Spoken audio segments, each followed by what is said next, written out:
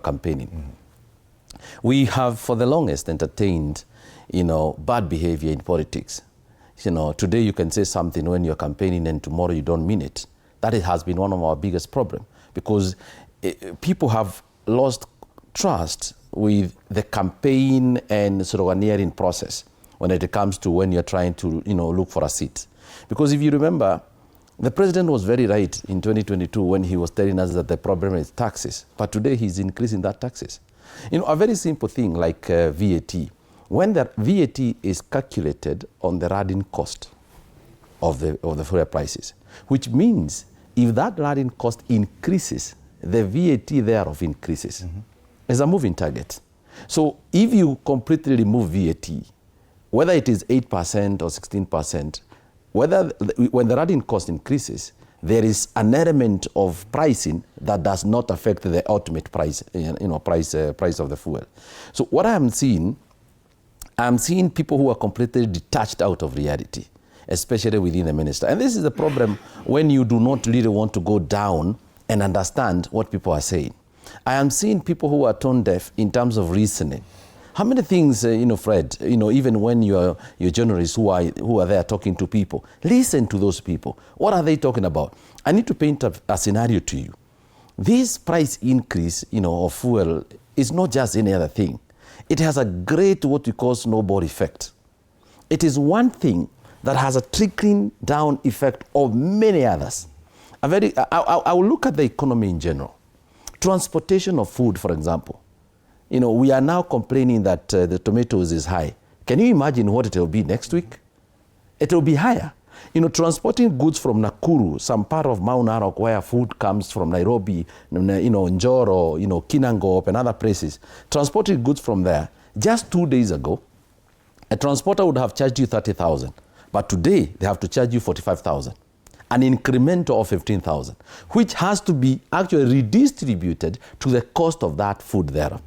I mean, taking fra, for example, from Mombasa, from Nairobi, to take it to, Nyandarua, Nakuru, Eldoret, and thereof, from the companies themselves, have to increase, which means the logistics cost that we are already playing around with here is affecting what we had Professor tell us, is affecting the most, down the radar, what I would call the homestead of our people. So that is what they are feeling. The schools, had already given transport costs, at the beginning of the term. Now, are you sure with this kind of increment, the schools are going to be able to sustain it to the end of the term? There might be a review of that particular thing. Transport industry, because I know a number of people who are handling these businesses. They actually had stopped operation. Immediately these new prices were announced to renegotiate and do an addendum to their standing contracts. Because how else would you do it? If one trip, your trailer is costing you 45,000 more on diesel, you are not in business. I mean, it is bigger than the CS can, fathom and understand that it is affecting everything there. But I need to, comment something. It is unfortunate, and I think, Prof, you would want to go and research more on this, that at this time and age, as a country, we are still relying on paraffin for writing. We are still relying on paraffin in many homesteads for cooking. Why? Why is it that this time and age we still want to do paraffin? We have not been able to, provide and make gas cheaper, as the president has promised many years, many months ago, that we are going to buy gas at 500 shillings. Maybe probably even drop it down to economy of Kadogo, where you can buy gas at 200, 300 shillings and you're able to cook for your 3, 4, 5 meals. So that this problem of kerosene and trying to balance kerosene, but I understand he thinks that motorbikes, are using. But I need to bring to your attention, Fred, and I know for sure many people may not know this. Globally, what we call the global oil prices, what we buy as African countries, and what other people buy out there, it's not the same. If you look at countries like China, countries like Thailand and India, on that side, they've used their numbers to negotiate for heavy discounts. At one point, we were buying the price was $710 per barrel. But companies from the other side, from Asian side and all that, were buying the same price at $420 per barrel. Our prices in Africa are more And I'll tell you why. Because African countries have not been able to, subsidize, agree on the quality of diesel that they need to use, especially on sulfur content and things like that. So you find that the DNA or the specifications of our fuel and that of Tanzania is different from that of Rwanda, Burundi, thereof. We are not able to consolidate our volumes and agree on what it is that we need to use in terms of quality, and then use the volumes to negotiate for that particular pricing at the international market. Even before we talk about having things like refineries around us to refine our crude that we have recently discovered, there is something that African countries could have done all along. And that is why the guys from Europe and Asia enjoy your borders. That is why they enjoy your borders, because you want to remain an autonomous country. We are a country, we are Kenya, this is Uganda, this is whatever. At the moment, we are no longer importing fuel together with Uganda. The Ugandan volumes were removed from us because we used to import with their volumes. Why? Because of a G2G agreement. And you remember, recently we were discussing this with you, and I told you, monopolizing that source, in my opinion, was a mistake, because it denied you an opportunity to renegotiate with any other party thereof. All right. You may want to argue that they are giving us the best of prices, but Fred, we've just found ourselves buying in the middle of war, where war is happening. Trump have just announced this morning that he was to attack, he was to upscale the attacks on Iran. That has been halted because UAE, Saudi, and Qatar want to negotiate now because they have realized they are suffering. But this is where we are buying from. So we have no options of roading from Amsterdam. We have no option of buying from China. We have so many refineries on the other side. Okay. And they are global crude oil buyers. But I also need to say something. There's something we call quotas, what we call refining quotas that are allocated by OPEC. Kenya is allocated a quota. Who refines our quota? That particular quota, this is like a control measure by OPEC to ensure that as a country, you cannot refine all the oil and then end up diluting the prices of, refined petroleum products in the market. So it's a control of its kind. But nobody talks about it. Nobody wants to discuss about that. And it is one of the ways that countries use to reduce the cost of their fuel. And thank you for breaking down how internationally that affects us. Yes. But now, locally, if you look at the breakdown of taxes levied on a litre of fuel in Kenya, excess duty, 21 shillings 95 cents. Road maintenance levy, 25, part of which we are securitizing. Petroleum development levy, another 5 shillings 40 cents. Value-added tax at 8%. Petroleum regulatory levy, 0.75 shillings. Railway development levy at 1 shilling 50 cents, or even or 2% of value. Plus, we still have the importation declaration fee, merchant shipping levy. Definitely, there are a lot of charges on a litre of landed fuel here in Kenya.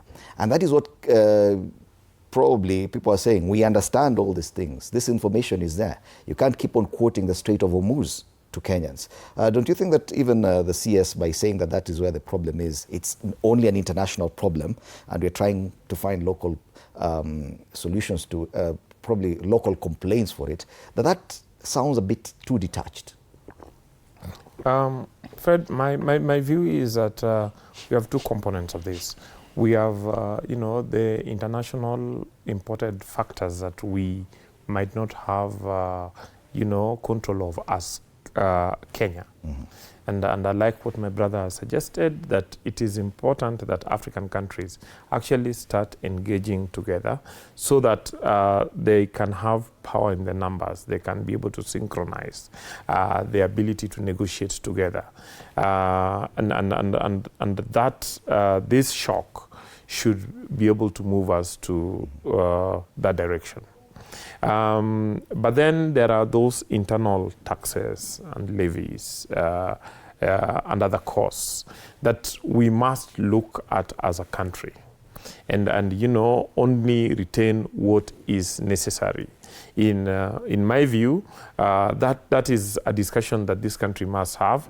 But what I insist on is that we must not hack it like with a machete, making a decision that let us cut off the taxes and all the levies. Let us find out what is it that we can do without. And when we do without it, what is it in terms of infrastructure, in terms of services, in terms of efficiency that we are going to miss? Is it something that the country can do without? And these are discussions that we need to have as stakeholders. These are discussions that we need to have as a country. But the president was already aware. Is why the president was already aware of this problem before he became president. That is why we can go into sloganeering and campaigns and so on and so forth. I'm talking about the problem we have now as a country. And my view is that as a country, we need to all take responsibility and discuss what is it that we can do without. Yes. What is it that we must retain? And then when we do without a tax, when we do without a levy, on the other side, what is the infrastructure? What is the service that we will then have to cut? Then we probably may need to audit the entire system to find out are there, costs that we can reduce? For instance, the demurrage cost, the transportation cost, the leakages in the pipeline, and so on and so forth, so that we make the system more efficient as possible. The other discussion that I think we also need to have is that for the subsidies and rebates that we have had, are they being transferred to the consumers? Because when the government spends $6 billion in April, when the government then spends another $5 billion this time, a discussion needs to be held with the Matatu industry, not only on their demands that the fuel prices should be reduced by so much, but also that for all the benefits that has been extended to them in terms of the subsidies, how is it passing over to the customers? The other thing is that it is important that we be as transparent as possible, but we also do not make the mistakes we made in the pre-2022 election period, when the regime lied to Kenyans that they were giving us subsidy. But in reality, what happened is that they piled arrears. These arrears then became a fiscal burden later. We'd rather be efficient, but pay for the cost now, rather than piling them, which would then lead not only to higher costs later, but also to stockouts. All right. We will continue discussing that, but we right now have on phone Paul Thiongo, who's a chairperson for Travelers, one of the biggest Matatu circles in Nairobi. Bwana Paul Thiongo, good morning, karibu sana. We were with you here in studio yesterday, and we were hoping for some solution by the end of the day. What is your reaction to what happened in that meeting that you attended, Jana? Good morning, Demuri. Yesterday we had a long discussion with the Minister for Finance, Bonabadi, and the Minister for Energy, Bwana Chichil, and the Minister for Transport, Bwana Chichil for Transport, and Bwana Opiyo Andani for Energy. And we have a long discussion from 5 to 9 p.m., whereby they agreed to reduce the fuel price by 10 diesel, and of course increase the kerosene with 50 because of adulteration issues. But finally we have not get to an agreement, because we have proposed they should reduce with 46 shillings, which they increase on 14th. We offer them solution how is doable, and we call upon them to call upon the parliament so that they may align with the laws. And they just told us that I have also consulted with the president. That's the maximum that he can offer to us. And unfortunately, we feel that we cannot be able to accommodate that, or maybe our customer cannot be able to burden our commuter with that, because they don't have ability to pay. So the most of the pertinent issue that were raised there, it was very unfortunate that our strike was associated with the politics. Minister for the CS, for the security, said that it's a tribal strike.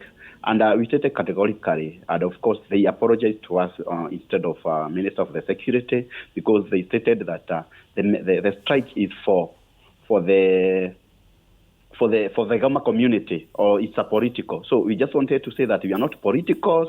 Our strike is honestly for the business. We want to drive the economy. We are the main casualties in this strike. And we understand that if the government have a goodwill, it can be able to reduce the fuel to that standard. Because we understand that Ethiopia is a landlocked country and it's managing to reduce its fuel by 149 shillings. And we are not demanding that 149 cents. We are demanding 186. And show a goodwill for the government, because this is not a long-running situation that we are in, that the fight will last forever. We just propose to the government that they should allow to reduce some taxation, because in fuel we have 10 taxations, which they agree on, that we can be able to have a parliament to sit down and maybe to reduce some of them, like 5, and we left with 5. And when the time comes that the fuel will reduce, because we anticipate that in the near future, the fuel will reduce. They will be able to cover that gap by not reducing too much, so that we just wanted to be sustain our business. Because the problem that you have, yes. You say there's some proposals that you gave to the meeting yesterday. And, yes. Which exactly were these proposals, which are linked to the kind of taxation that is currently in place? Because you say that the president was consulted, and it would appear they are not willing to take that proposal. Which particular proposal was this? Okay, our proposal, it was not that very technical, because we are not technical people. Because if you go to that kind of technical, they'll be able to misguide us, or maybe they'll be able to convince us, because they are more technical than us. Yes. What we offer, that we understand that there's 10 taxation in the fuel industry, and Bonadidi Nyoro, MP for Kiharo, have already stated that the fuel in Kenya can be able to come up from 240 to 180. We never requested for 180 that the Nyoro was stating about. We never requested for the 149 for the Ethiopia. We requested for 196 only. So it is doable if the government have a goodwill, because they stated that they need to align with the legal issue. We have seen the president calling for the recess or special sitting for the MP. If the MP can sit down, they can be able to address that issue. And they agree to that. It is doable, it is manageable, but their cry was that the government gap, they don't have somewhere else to cover that government gap, whereby you offer solution by stating that in the near future, when the fuel might be maybe expected to be sold like maybe 140 shillings, they can as well sell it at 170, so that they can be able to address that this scenario. Because the business is not doable. We cannot shift that increment to a passenger. They don't have a financial ability to pay. So we are calling upon them to use all their means, to use the direction that they want to take, legal direction, to make sure that this crisis is end. We are ready to go back to the business, because you are the main casualty and you are suffering a lot. Is there any anticipated meeting today towards addressing the same? Okay. They stated that they might call us today. If not today, tomorrow we shall have a meeting together to discuss the way forward. I think today we'll have a meeting with the president, maybe through Zoom as the vice deputy president, and of course the Kijuba Muken. What we requested to them, they refuse, they desist from the intimidation. And we let them understand that this industry belongs to the strong people. Let them ask the people who have been working for the transport industry. We are the strongest people. So let us them desist from assuring us intimidation. We are in the business, and we are working towards the growth of our industry, towards the common mwananchi benefit, because hatutaki kuongezea bei ya usafiri. And until that happens, the strike is still on. Yes, the strike is still on. We are ready to strike until the solution is offered. All right. Thank you so much, Paul Thiongo. Paul Thiongo is a chairperson, Forward Travelers, one of the biggest Matatu circles in Nairobi. Thank you so much for that. And he was part of the meeting yesterday. Prof, Kenyans do understand. I'm informed we do have another report from Naivasha. Willie Dennis, before I come to you, Prof. Good morning, Willie Dennis. How is Naivasha today? I understand there were some casualties yesterday. How is the situation there? Thank you, Freddie. Good morning. Live from the main bus stage here in Naivasha. As you can see, if my camera person could just pan around, that is the situation prevailing since yesterday morning, and as yet to find any public service vehicle around the ordinary place where you will find a fleet of vehicles on different destinations around this place to other parts of the country. The situation remains as was, and to a few of the vehicle owners and operators whom we spoke to this morning were discontented with what the deliberations that were live on TV last evening, stating that it is yet to reach a deal as to why this the go-slow is currently on, which has paralyzed nearly the whole of transport systems around the country. And just to paint a small picture before I get to hear a word or two from the residents of Naivasha, is that, remember, this part of Naivasha is a flower industry sector. The floriculture in this part of the country is very immense into the whole contribution of the flower industry in the global market, and the flower industry was adversely affected. Remember, this is a perishable good and very fragile, and when one day cut flowers are not taken to the market, it is really a detriment to the business community that flourishes in this. Again, we must remember that we have the Kehoto people here who were each and every time they are getting pushed by the lake waters, and yesterday they really had a difficult time, and still at this time where they cannot be able to move out of those places due to inadequacy of transport. My camera person now could just pan around behind the back is many residents there, as you can see, and we could just hear from them on what has transpired. Ndugu, nieleze jina lako. Ni asubuhi ingine sasa, bado mgomo wa matatu unaendelea, sijui utasema nini kuhusiana na hiyo? Ni kubaya. Jina naitwa Benjamin na ni kubaya sana. Ni kubaya. Ruto, please address the nation. Ita press conference, tudanganye, utuambie, utupe hope. Ni kueleza tupe hope, tupe tu hope, Mr. President. Tunakutii, tunakuheshimu, tupe tu hope. Ati kwamba maisha itakuwa sawa. Ukiangalia huku biashara za watu zimechomwa ukweli. Na sasa hao hawataingia job. Kuna watu wa Power Star hapa, wao hawataingia kazi. Kwa hakika nchi inaangamia, Mr. President. Asante, wacha tusikie kutoka mwingine. Eleza jina lako na hali kwa vipi. Kwa majina ni Musa Simiyu. Kwa hakika kabisa hatujafurahi na hii jambo ambalo limetokea. Huyu ni hustler jamaa, huyu ni hustler. Ruto angeweza kwenda, angeenda nje ya Azerbaijan, angebaki hapa asikie wenye wananchi wanapoteseka. Mafuta kupanda tangu inji umbwe, mafuta haijafika kiwango hicho. Kwa hivyo hatujafurahi sana. Akuja address inji. Na sisi kama wananchi hatujafurahi sana. Hata watu hawajaenda kazi, wananchi ndio hawa. Jana ilipunguzwa na tembe. Hapana, hiyo haifai hivyo. Na bado ipunguzwe. Pandisha na 8. Ipunguzwe. Pandisha na 8 na punguza na 10. Haya, asante, wacha tusikie kutoka kwa mwingine. Nieleza jina lako. Kwa majina naitwa Edwin kutoka hii Naivasha. Ruto ni destiny destroyer ya kwanza. Sawa? Na Stingo ni one time. Nieleze mambo ya mafuta. Mambo ya mafuta. Mambo ya mafuta. Huwezi pandisha mafuta na 8 bob, upunguze na 10 bob. It makes sense. Kama aje wadau? Hata iwe 76 as long as inakonga 70. Hiyo iko above 70. Hiyo ni 8 bob. So Stingo ni one time. Ama namna gani? Wacha nisikie kutoka kwa wengine. Karibia tu hapa ndugu, kabla sijaeleza vile hali ilivyo. Nieleza jina lako na hali iko vipi? Kwa jina langu ni Joel Karanja. Ni mkaaji hapa Kehoto. Kitu ya kwanza tunaumia sana na hii mambo ya president. Kwanza hapa Naivasha kwanza tumefukuzwa na maji, hakuna maji, Kehoto yote imeisha.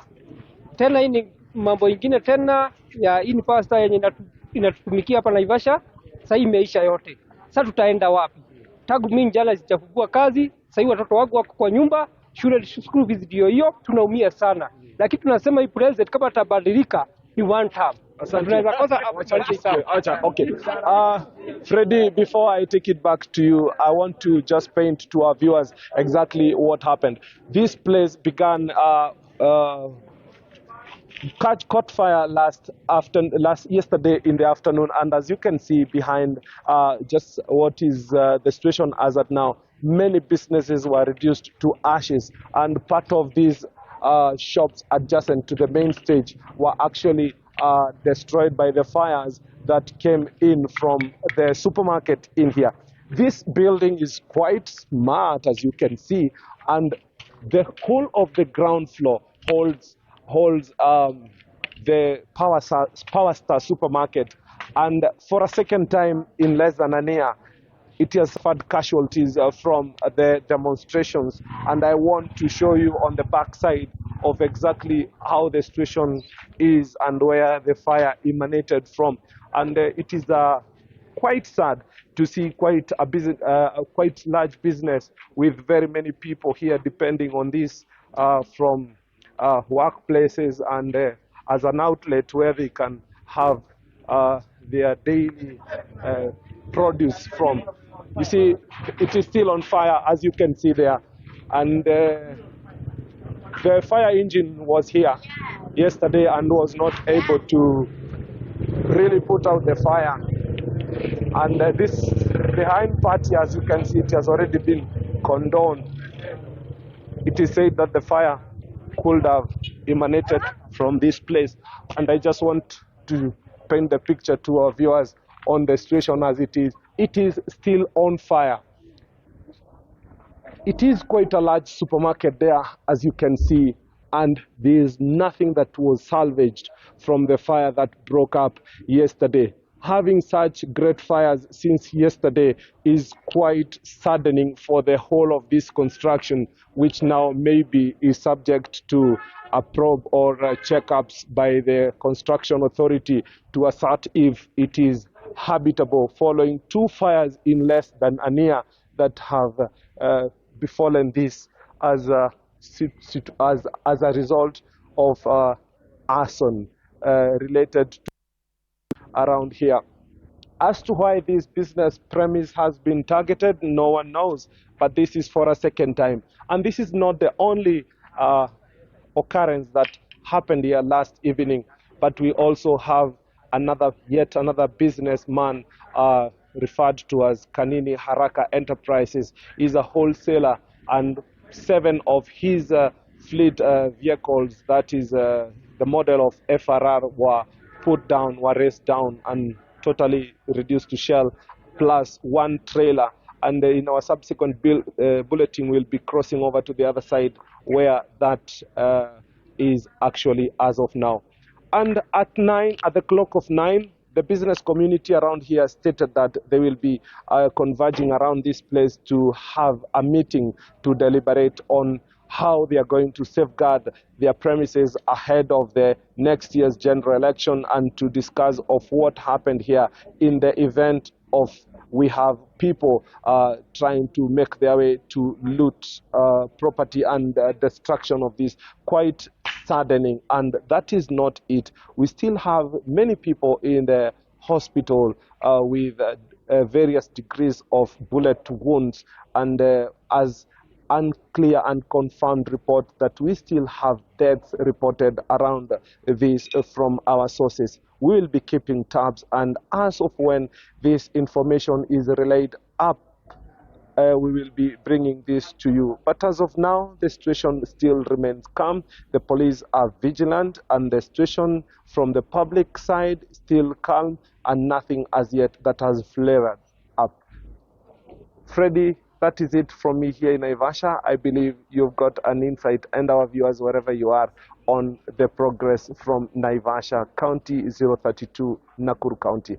Back to you, Freddie, in our studios in the capital city. Thank you so much, Willie Dennis Njiro, our reporter in Naivasha, for that update. More or less the same story. Nothing happening in Naivasha. Nothing much happening in Nakuru either. And this is the situation across the country. Back to our discussion on the taxation. It would appear many people, Professor Ogola, many people understand that the taxes form a huge part of what we are paying for fuel. Up to 80 shillings to 82 shillings, over 80 shillings for a litre of petrol, over 70 shillings for a litre of diesel. People understand this, yet the CSs insist this is a global issue. The president Because we cannot blame the president for this taxation. This has existed for quite a while. He noted this back in 2022, but appears to have done nothing. This is something he should have anticipated, that in case of a geopolitical issue globally, these taxes will come back to bite us. Fred, allow me to say the following, that some quick facts here. Strait of Hormuz only passes 20% of the fuel globally. So what is happening with the other 80%? Mm-hmm. The other thing I have to say, that don't say that it's not the present issue. He's been named Zakayo, and reasons could be obvious, isn't it? He's equivalent. I said that because he's not the one who introduced all these taxes on fuel. Yes. But that's being said as saying that the president has got a responsibility. And if you look at his order of execution of oath of office, it's very clear. He needs to do this one. This is something he can do. Policy. He needs to issue an executive order. That's what was done. It's been done by presidents. If he does not know executive order, instead of doing executive order, he is on top of the vehicle, shouting propaganda. He should sit in the office. When did you see him in office? Arambe House has never seen him. I don't know what they miss him. Maybe even his office is full of cobwebs. I want him to go to office and work, not run around, shout others, fight with these guys. These guys can fight with you a dog fight. And Fred, I want to highlight, there's a crisis of leadership in the country. Don't even be fooled that there's what they call united opposition. What are they doing? This country is like a father without children.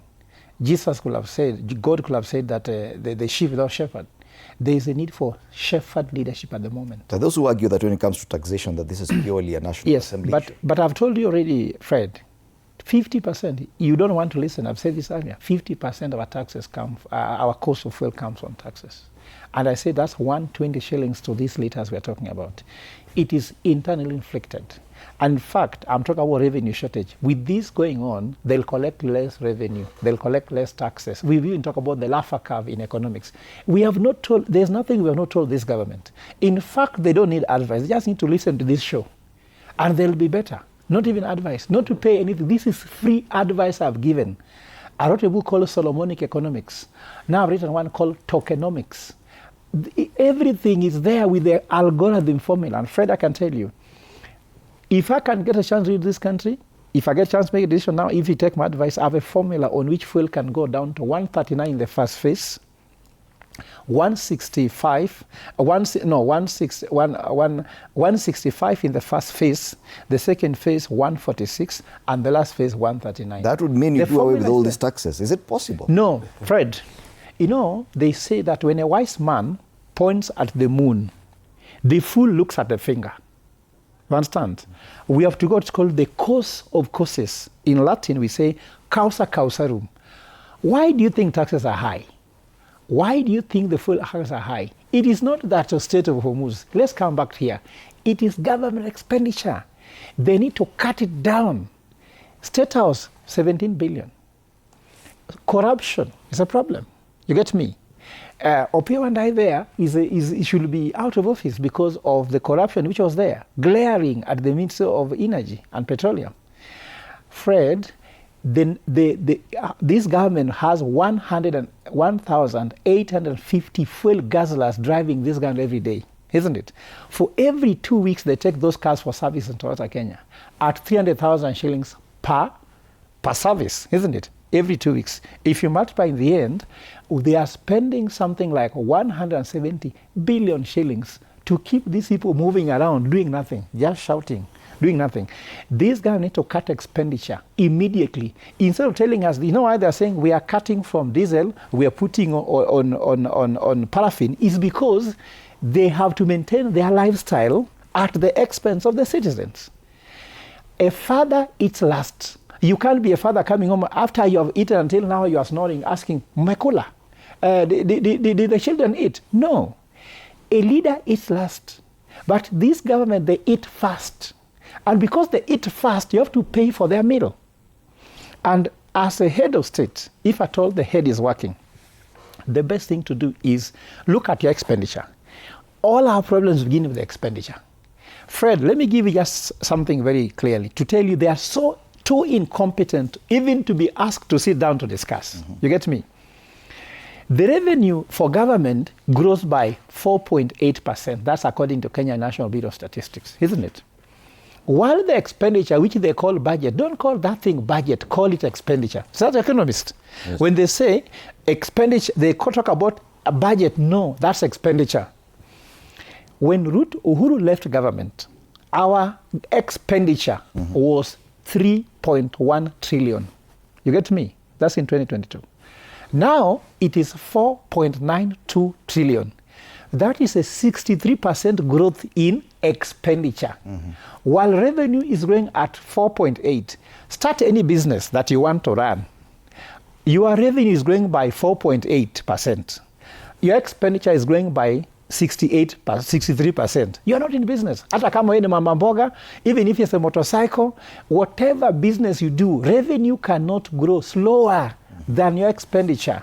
Okay. You always take revenue towards 100 and expenditure towards 0. Right. And that economic formula cannot be cheated by telling us who moves and the rest, because this is internally inflicted, Fred. Okay. Talking about government austerity. I can tell you by, to take a break. Yes, I can tell you by all means, Fred, that solutions to solve this problem is there. They do not want to take it. They should not say the president is not available, because they have the instruments to make the decision to alleviate the current problem. And it's actually possible to have the president in the meeting, as it says on page 10 of the Daily Nation. President convenes crisis meeting over high fuel prices, meaning that he is in consultation with his officers on the ground. But the other story, talking about the president's expenditure. Ruto splurges on jets as strike cripples transport. We'll be talking about that after the break. You're watching TV47 Breakfast as we continue focusing on this transport crisis with Matatu operators downing their tools for the second day in a row.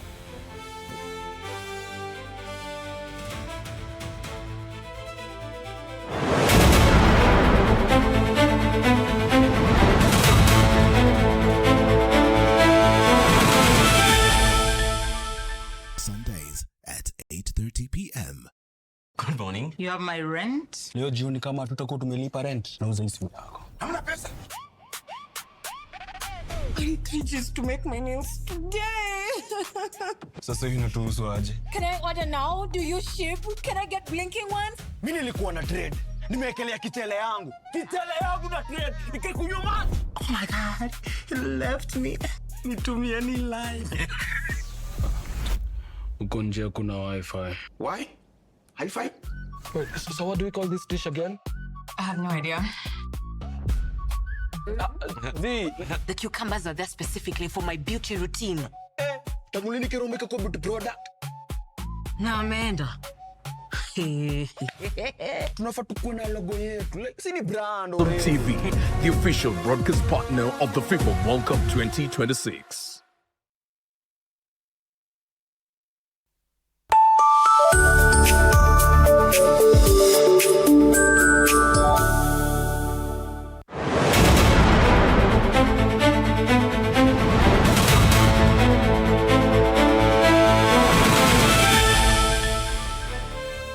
It is day 2 of the transport crisis in and around Kenya, and as Matatu operators continue with their strike, this has paralyzed transport completely across all sectors.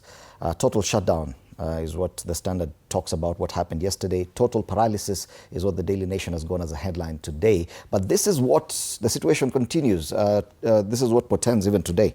And after yesterday's meeting, EPRA has released a statement, but this one is about what decision was made on the 10 shillings. Yeah, so the Energy and Petroleum Regulatory Authority has recalculated the maximum retail pump prices that will be enforced from 19th May, that is today's date, to 14th June, following a petition by public transport sector operators on the need to minimize the risk of motor fuel adulteration that may arise due to the big price differential between diesel and kerosene. This was agreed upon, yeah? So the applicable pump price per litre in Nairobi for diesel therefore decreases by 10 shillings and 06 cents, and that of kerosene increases by 38 shillings 60 cents a litre. The price of super petrol remains unchanged, and this was signed by Dr. John Mutua for the Director General EPRA. But they're saying this is not enough. Now, a professor talks about government expenditure, that even as we prepare our budget and we are smack right now in the budget, the tail end of the budget making process, we'll be talking about the estimates and the finance bill that will come. But yes, issues around austerity, we rarely talk about them in Kenya.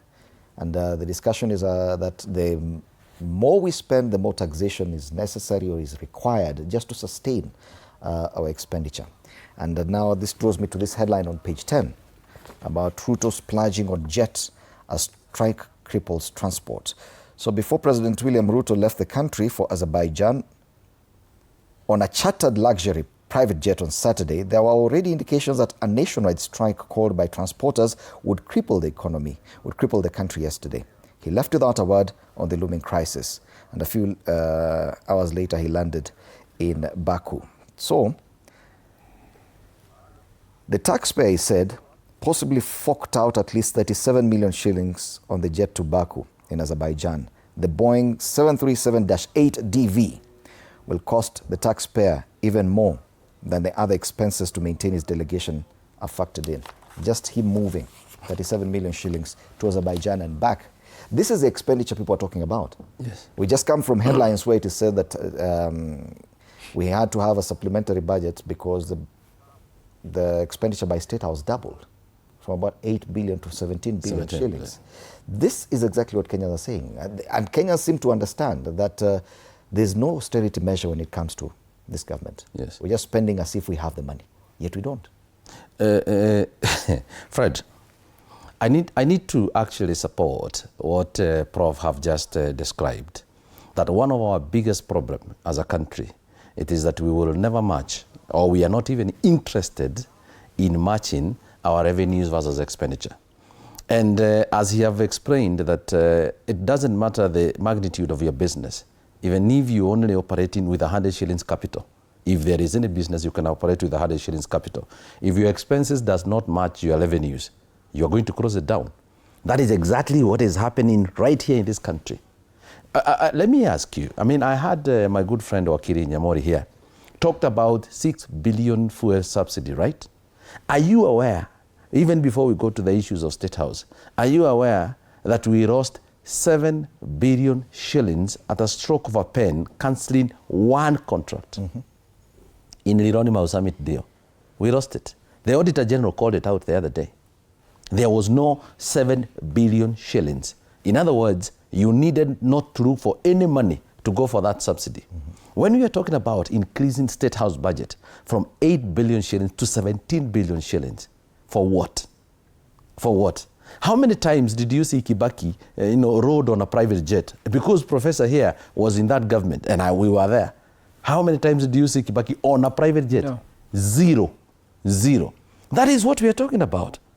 That is exactly why we are complaining. This government doesn't seem to understand. But even add that Kenyatta even feared flying. Yes. Kenyatta, the first president, feared flying. He used to go by road. I need to tell you something, Fred. Just recently, few days ago, there was something they were calling empowerment program. How much money did you see the deputy president and his crew dish out in the name of empowerment program? Whose money was it? I do not understand how much money we are spending off outside the budget, because right now we are in the process of making the budget, which we've been told by Prof not to call it budget, let's call it expenditure. Yeah. Because predominantly it is, if you look at it from economic side of it. But we have a legal process where we are supposed to develop our expenditure. But how do we spend money? Like, for example, that particular private jet the president was using, how much would it have saved us in terms of, country's expenditure? How much? How many delegates are there in Azerbaijan? How many people did he go with? Who needs to be there and who not to be there? Prudence in terms of how you utilize it. I think there is nothing that gets into these people's minds when it comes to prudence utilization of government money, because government is a mogre. No, it's like you can just go there and draw any money and spend it anyhow you want it. But when it comes to the other side where money is needed to actually do something for the people, counties, for example, I'll give you a very good example. Counties are receiving up to tune of 7-8 billion shillings every year. But I went in, from where I come from, we have a case that we were trying to address of someone who needed, a cardiologist. A whole county have no cardiologist doctor to do a heart surgery. A whole county. a county where we are receiving 7-8 billion shillings every year, and that is not a priority. In case anybody needs a heart surgery, they have to go and look for their help, whatever they need to go and look for. But that has not come as a priority for the people. We can't even find money. But we have money for tea, we have money for trips, we have money for benchmarking, we have money for everything. We have a problem with readership in general. And I think you've heard Prof say that. It's a big problem. I mean, citizens need to, wake up because they are... I know we have a agrarian core and we have an agitation of change that is coming, which is imminent. I mean, it's going to happen. But who are you going to, give this particular task? Who are we going to, to replace it with? Remember, handle this problem. Yeah, who are we going to replace it with? What solutions do they have? In case anybody have to come out there and purport to be the solution, to be the alternative, we want solutions on the table, something that is workable. And I need to finalize by saying, because I can see you want to hand over to Nyambori, I need to call out CS Interior. His sentiments and trying to, put this particular strike and crisis that we have on the table as a tribal, tribal problem. It is the people of Mount Kenya who are striking. I mean, bro, we are not fools anymore. I mean, we can see through anything. Fuel prices are in newspaper. Kisumu, Eldoret, Nakuru, whatever, Mombasa and all that. We are talking about a problem here that is affecting everybody, including your own neighbor at home in Elgeyo Marakwet. Why would you come and say that this never happened? This price is the highest ever in the history of this country. And the idea of increasing with 70 shillings and deducting 10 shillings, it doesn't make sense. People can be able to do simple arithmetics and get to see it does not make any difference when you add a price with 70 shillings and reduce with 5. Right. Who is fooling who here? Wakili, the government appears pushed to a corner, that taxation is actually very necessary now because the money is needed. But as Prof says, it's an issue of expenditure. We are spending more than we are making. A budget that you're looking at 4.8, 4.9 trillion shillings, when we can barely afford, surely does not make sense. Isn't that the height of irresponsibility of any administration? Not just this one, that you cannot spend money that you cannot make. Now, Fred, allow me first to, touch on something that Oko has talked about, and that is what we saw in Naivasha, what we saw in parts of Nairobi, with property burned, people injured, people died. And, the remarks by the Minister for Interior yesterday, we need not gloss over it because it is a serious thing that the Matatu stakeholders have a legitimate issue they have raised. They have a right to protest. But then the goons, I've seen it, I think, on page 5 or so of the newspapers, that were mobilized into the streets, that looted, that destroyed, that injured, that, paralyzed transportation, which made people who wanted to operate not operate simply because of the fear of their vehicles being damaged or being destroyed, cannot be tolerated in this country, and we must condemn that here. And then when the CS for Interior mentioned that was political mobilization, it had all the mark of political mobilization, because for heaven's sake, why would somebody touch the vehicles belonging to the contractor on Rironi Mau Summit Road? Why would somebody touch a supermarket in Naivasha? Why would somebody touch? It was the only explanation, because that cannot be explained as having been a Matatu grievance action. That was a political and criminal activity that must be condemned, and we are hoping that the police will track not only the goons who are used, but also those who finance them, if they are financed, and those who organize them. It is not lost on us that Rigathi Gachagua actually spoke to some of these things when leaving the country. Making any accusations? Is it a coincidence? Is it a coincidence that when chaos emerged in this country on 25th of June 1994, Rigathi Gachagua conveniently left for Mombasa, and when chaos plunged into this country yesterday, Rigathi Gachagua was conveniently in London. That is not lost on us. But be that as it may, I said from the beginning. I'll give you I said from the beginning that Kenyans are hurting, and that the fuel is a crisis, and that the battlefront is actually the diesel, and that we must find ways and means of still reducing the diesel costs, even if we are not able to reduce it for everybody, or finding, how the PSV, how the food logistics vehicles, how the agricultural plants and can be subsidized. And I'm sure that through consultations, it is possible that a system can be found out in which specific subsidies that are time-bound, that target the very poor, can be initiated. But as we do that, we must know that we are running a very tight budget. We are running a very tight budget, which is 4.5 billion. A big chunk of that budget goes to, payment of historical debts that the country is committed to, and cannot just decide that it's not going to pay. But apart from that, we have a significant part of it, 700 million shillings, going towards funding of education. Then we have a significant part of it funding other necessary government infrastructure, including the normal operation and maintenance of government. My point. Necessary. Let me finalize my point.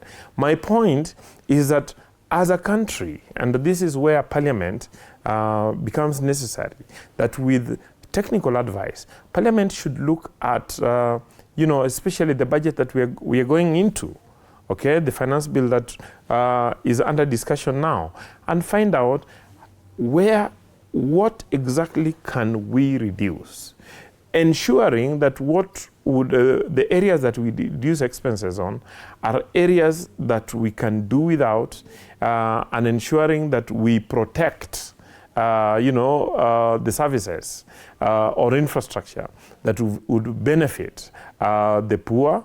But definitely we are able, I believe, to go into austerity measures, but considering the fact that we are having a very tight budget. A question. Thank you. Do you think a budget of 4.9 trillion is feasible at this point for Kenya? An expenditure of 4.9 trillion, very briefly. Do you think that is something that we should be going for right now? Look, yes or no? You're not cross-examining me. Does it make sense to have a budget? Looking at the budget as has been proposed, especially the expenditure lines, a number of those areas are very necessary. But then, looking at the crisis that we find ourselves in, it might be important to look at those expenses, especially areas that we can have leeway in. There are certain areas that, you are not going to tell us that we reduce capitation to schools anymore. Okay. You are not going to tell us to, stop paying debts. You're not going to tell us to, stop building roads that are ongoing, and so on and so forth. So we need to look at it, be as innovative as possible, be as consultative as possible, and be as understanding as a country, knowing that any decision that we make has consequences. All right. Prof, allow me, because I promised Ikwa 1 minute just to respond to that political statement he made. It is ridiculous and unacceptable. I would forgive Wakiri Nyamori on anything, but I will not forgive you to subscribe from Sudi's thinking and statements. I cannot forgive you for that. Because how is Rigathi Gachagua going to Mombasa connected to agitation of Gen Zs during the finance bill? Something that they had already indicated months and months, and they were saying we do not want this finance bill for whatever reason. How is the hike of the fuel pricing with ridiculous 70, 80 shillings that the government did themselves have to do with a trip of Rigathi Gachagua to Europe and the US, something that he announced 3 months ago? 3 months ago. It is ridiculous. What kind of an argument is that? I mean, I can see the trend from the government people, and I need to call it out here now that you've been sent here to come and continue that particular narrative of blaming Rigathi Gachagua for even the rains. You know, blaming Gachagua for almost everything. You cannot go for the name of Rigathi Gachagua just because your cow have decided to not give you milk. All right. How is Rigathi Gachagua associated with such kind of things? I mean, it's ridiculous. Come on. Let's man up. I mean, let's grow up. Yes. Yeah. So, yes, Fred, you know, yesterday I was imagining that if there was a hospital that people who are incompetent and are corrupt can be hospitalized, some people can never get discharged. Because since I began my when I came from Europe and I came to Kenya, I was at Strathmore. Since I began my economic education to the nation, I was even called the people's economist. I have been illustrating this thing in the simplest terms that you can do. But instead of that, I lost my job in Strathmore, because I lost my job in Strathmore speaking on TV47 when I said that the bottom-up cannot work, has never worked anywhere and will not work here, and the economic ideology of Kenya Kwanza will kill the economy. The president, through his agents, called me and told me, immediately he leaves the Bible, I lose my job. He leaves the Bible on 13th of September 2022. I received a letter on 15th of September 2022. No one cares that, isn't it? But I will not give up. I have the silver bullet to the Kenyan economic problem. I call it silver bullet. Let's talk about solution, Fred, for a minute, isn't it? I've just told you that the Kenyan problem is economic, not political, but politicians are using politics to address it. That's why you see Nyamori can say Gachagua did not increase fuel prices. The cause of this strike is increase of fuel. Let's face it. Let's not call names. Let's not run away from the problem.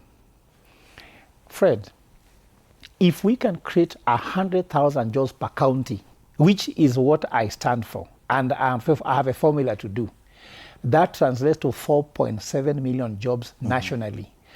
The solution with that, first, you cure the youth unemployment. You won't call them goons. Don't call these youth goons. They are unemployed people. Call them unemployed young Kenyans. Don't call them goons. Why I'm saying that? He said they are being used. Let us arrest the person using them, not the person who, like now those arrested, they should be released immediately.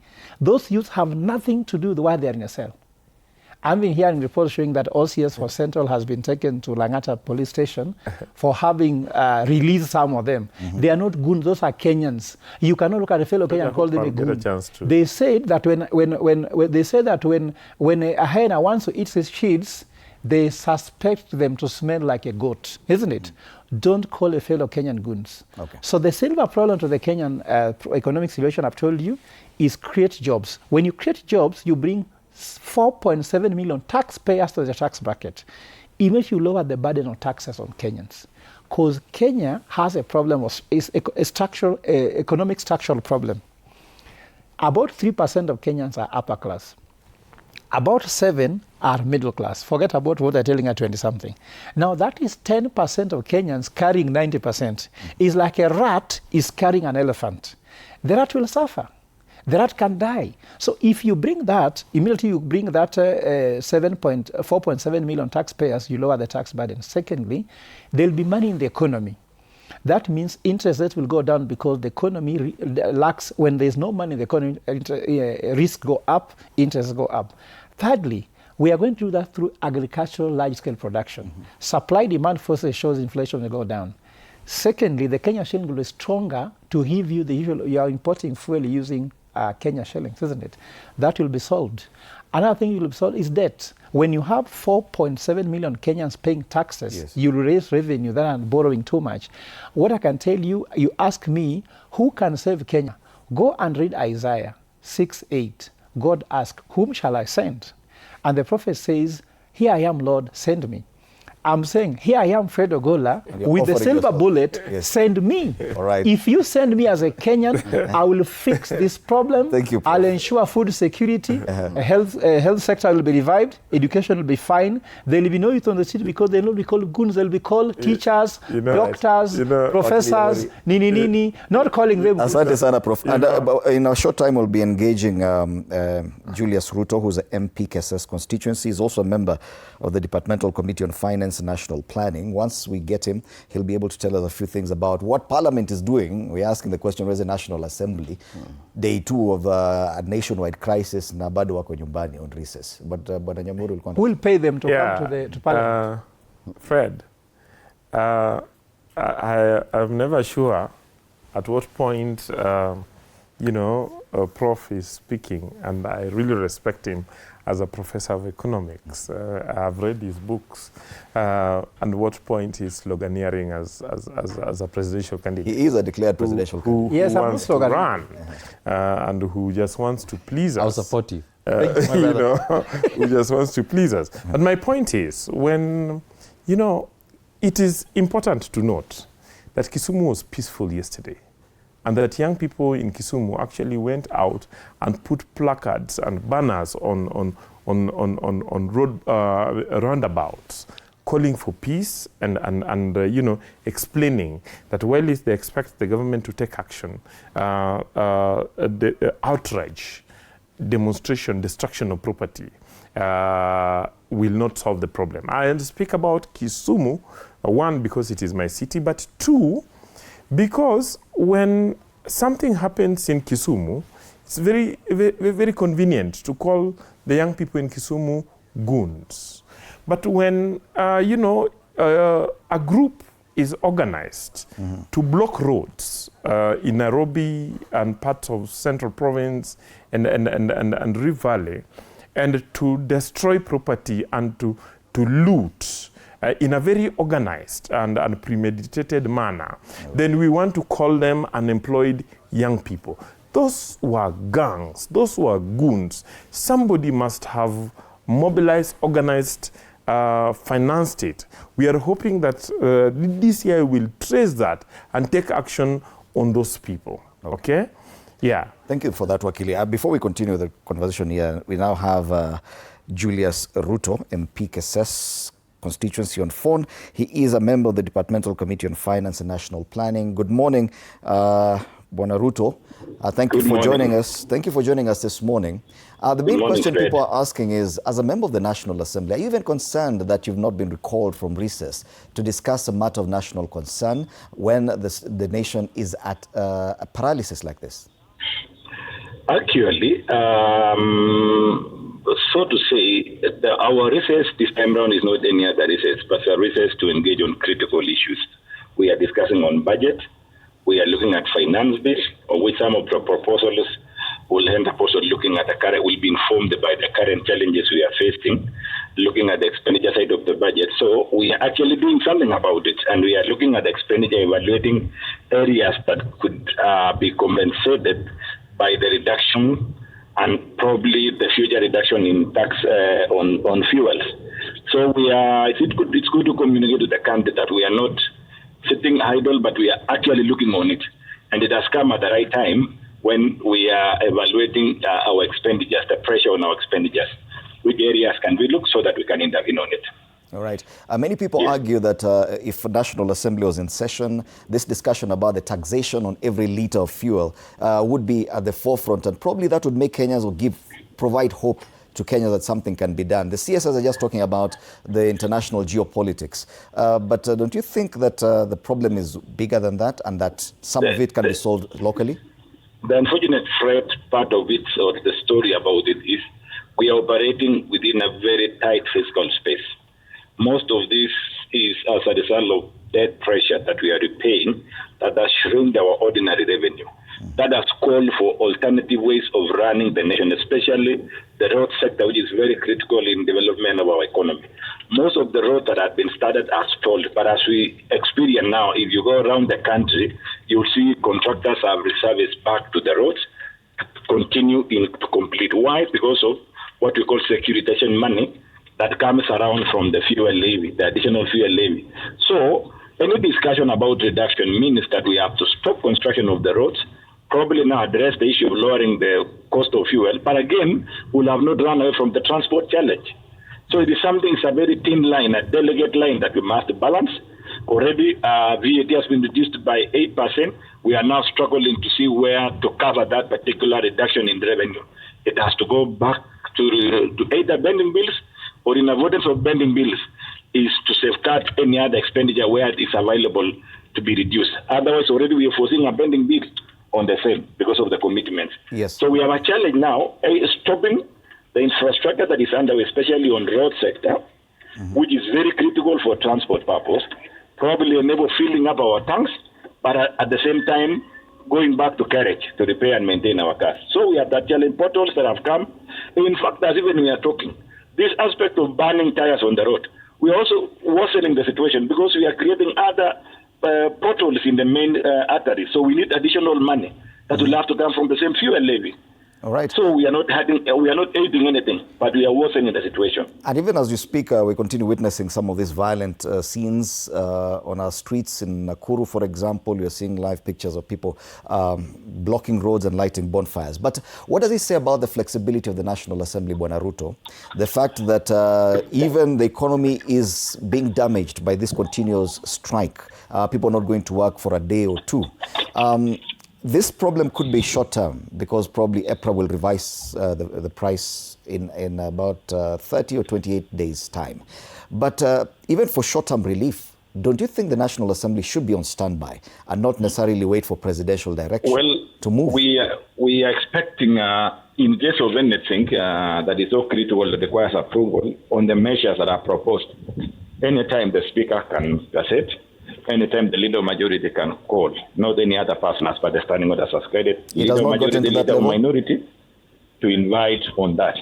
If it has gone to that level that requires that. Otherwise, the rest of it will be just a political exercise where the real problem is far beyond our control. The real problem, as we've said, is an imported problem, which we also praying that the people, the warring nations there on the geopolitical and economical issue should consider it, ceasing it for the sake of importing countries like us.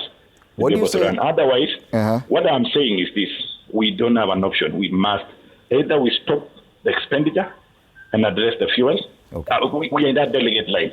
Yes. What do you say to the criticism that the National Assembly is reluctant to do anything that the President has not directed it to do, and that you're waiting for the President to come back from his trip abroad so that the National Assembly can actually be jolted into action? That is purely politics. That is purely politics. Because Parliament is an independent arm of government. The question is this, even as we discuss right now there, what options do you think, Fred, from where you are, that could be, that National Assembly can address in the aspect where I've given you, that the situation here is so delicate, is so unexpected, though, that we have to lower the price by removing taxes, removing additional remaining aid VAT, or removing the levies that have already been committed. Already we have works ongoing.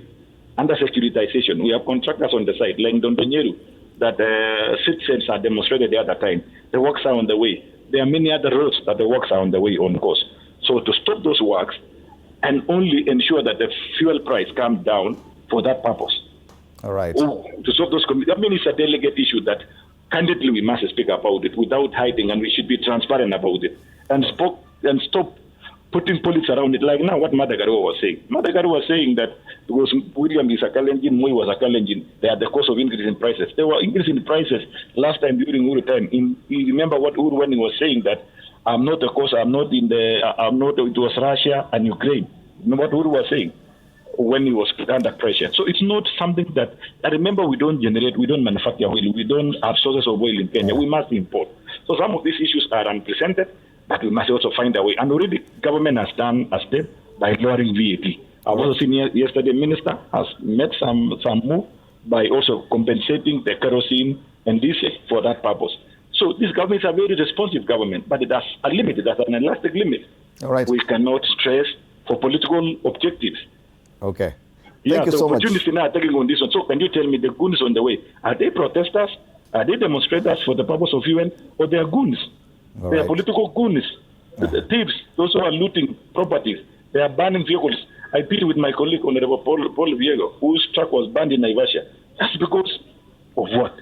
Why are we destroying? Are we that employment that we are killing for the two guys who were in that truck? So you think supermarket just destroyed. So I think we should separate politics from the real issues that are facing the country. Right. And issues are specific to each and every country. What happens in Uganda and Kenya are not same. And thank you for saying that we should, there's need to separate politics from these discussions. Yes. Thank you so much, Julius Ruto, MP, Kisses constituency, also a member of the Finance and Planning Committee, who's right deep in that discussion about the budget-making process. But Bonikwa, you hear the MP, member of the National Assembly, saying there's very little they can do at this point. Do you believe him? Does he sound genuine when they say there's very little they can do? Because if President Ruto comes back and says, okay, fine, we need to relook at this taxation regime when it comes to fuel, don't you think that they'll be jolted into action? I actually pity him. You know, you cannot be entrusted by the people of Kenya to sit down in a parliament where a lot of powers has been bestowed on you. And this country, you know, and I would think Professor would agree with me, is a politically run economy. Decisions are made at a political level. The presidency, what we are doing, all these, the appointments thereof, you know, all these cabinet secretaries, they are all political appointments. Why would you say that we should not politicize this particular issue, which has been made, a decision has been made by politicians to increase our fuel, a decision, all those things, and then there is no line in between politics and economy in this country. Hakuna. Because it is a politically run economy. And he needs to understand that. That is why we are calling on politicians to exercise powers bestowed on them by the Constitution, to go and face the reality and say, we got a crisis. We cannot purport to say, oh, there's nothing we can do. When they came into power, they increased the VAT from 8% to 16%. They increased the VAT. So why would you say that you have powers as parliament to do it when you're increasing, but you have no power to reduce it? Let's talk about that secularization that he has told us. We told you that committing this particular levy, you know, and taking money in advance is a crisis. Because the day you will need to reduce your fuel prices, you won't be able to. They have already committed 7 shillings out of the 25. We know, and he should be aware of that. They have proposed in this particular expenditure to increase it to 13 shillings. Perfect. So even if we were to do anything, then retain the 13 shillings that you have committed. And even let us assume we have given you the permission to go and add in your expenditure this budget that they are discussing now, in recess discussing, which they are proposed to add them. Listen to this, Fred. Them, including this particular member of parliament, they are proposed to add 5 shillings. Then remove the rest, which is 12 shillings. This is the money we are hunting down in our ultimate price of the fuel. We are hunting down on what we can be able to reduce and retain and decide what we can be able to retain. Boss, you are a member of parliament. You are the chairman of a very serious committee. You should not tell us that you have nothing else to do. You can't act helpless when you have a responsibility of a nation. Let me tell you something, Fred. We need to take an update as we continue. Let's take this update from Modoni Brenda. She's on Thika Road now. One of the main tributaries into and out of the city. How is the situation there? Because we've seen crowds elsewhere trying to block sections of other roads in Nakuru. Is it happening on Thika Road today? Yesterday there were blockades on the road. Modoni, bring us up to speed.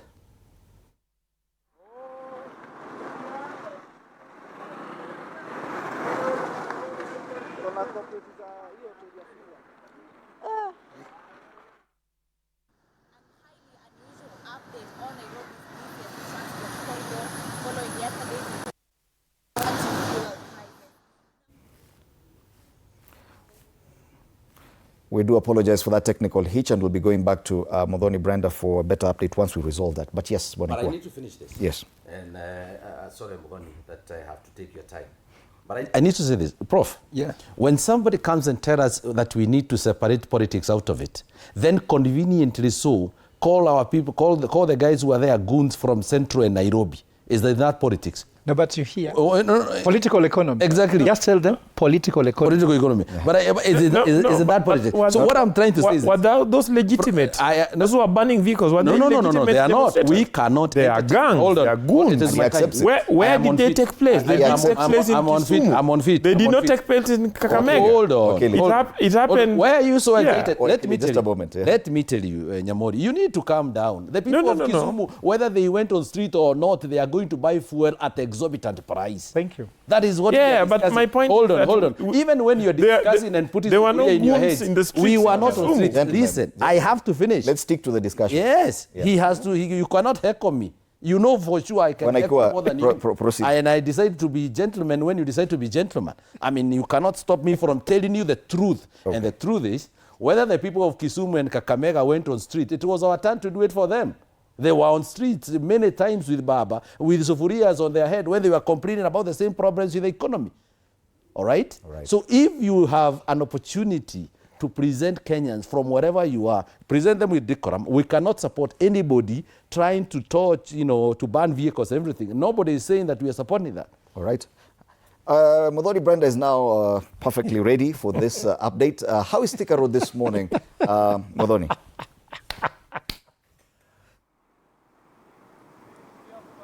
I can hear the laughters from studio in Dimuli, but here on Thika Road, the situation is anything but funny. Like I said earlier, we are coming to you live from Roasters here along the Thika Road Super Highway.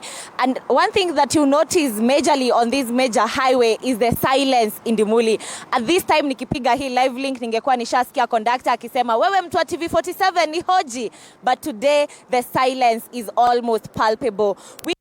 Is that today, yesterday in Dimuli you could notice a few isolated buses here and there, but today hakuna matatu hata moja hapa Thika Road Super Highway na zenye ziko, they are not ferrying any passengers. It looks like here Road Super Highway, the Matatu sector is fully holding on to the nationwide strike. The only vehicles that we have seen here are scattered private cars whose drivers have told us that they woke up kutoa debris, burnt tire wires and stones that were left scattered across the tarmac from yesterday's protest. Now motorists headed to town in Dimuli have told us that pale Githurai, pale kwa roundabout, vijana washafunga barabara, and yesterday it was one of was most. We did a spot check earlier along na uliweza kuona zile burnt tires ziko, and motorists are still struggling kupita kwa hizo debris of commotion. Here Roasters ukiangalia pale mbele tumepatana na a heavy police officers, ingawaje jana walisema wao hawataandamana. They have just downed their tools, but there will be no visible protest. But inaonekana vijana wao wanasema okay, hiyo maneno ni ya matatu sector, sisi tuko na maneno yetu na leo pia tutaandamana. So we'll be keeping an eye on that. We'll see if we can be able to get you live feed from Githurai. But for now, back to you in studio. Thank you so much. Asante sana, Muthoni Brenda, for that update, and we'll be coming to you in a short while for more on one of the main highways that leads into and out of the CBD. We continue discussing about Parliament's role in this, and just listening to MP Julius Ruto, you get this helpless feeling. But before we do that, let's just get an update from Naivasha as well. Willie Dennis Njiru. All right, we'll be linking up with Dennis Njiru in a short time once we get everything in place. But Wakili Nyamori, we cannot excuse the National Assembly on this. But listening to MP Julius Ruto, it's as if we are helpless. I think you could be misinterpreting what the MP said. They said that they are convening to discuss this. He said they're talking about the main budget estimates. Yes, and he said that it is good that it is actually coming at the point when they're discussing the main budget estimate, because solution to this problem, as my friend mentioned a while back, we do not know what Trump will do tomorrow. the shock waves will still affect the world. So we do not need to only discuss the shock today. We need to prepare for shocks that will come. How long can we survive that is this? why... That's the problem. How long can our economy sustain these shutdowns? Because that next is budget why comes into effect just understand me. Just listen to me. That is why my point is that we must come up with a framework that would enable us to deal with even more unexpected shocks that might come. And that as we do this, we should have targeted subsidies that are targeting the poor. I still believe that it is important to explore possibilities of having further relief on diesel. But even as we have further release of diesel, in my reading, I have noted that certain countries have been able to even target that further, that rather than just having a blanket, relief on diesel, so that even somebody driving an SUV on diesel gets that relief, the PSV vehicles can be able to get relief for fuel that is taken by PSVs. Not long term. They must be targeted. They must be time bound. Okay. Allow us to take this update. You'll allow me to finish. I'll be back to you, Wakili. Let's go to Willie Dennis Njiru in Naivasha. Willie Dennis, good morning once again. Any update from where you are? Freddie, indeed, as we had stated there earlier, this is Kanini Haraka Enterprise here, and it's a whole enterprise revolving around wholesale sales here. And these 3 trucks are part of what brings goods here around the people of Naivasha and the surrounding Nyandarua and part of Narok. And the adverse effects of the demonstrations yesterday. This is a big loss, and these are just 3 trucks, and we'll be showing our viewers more trucks on the other side there.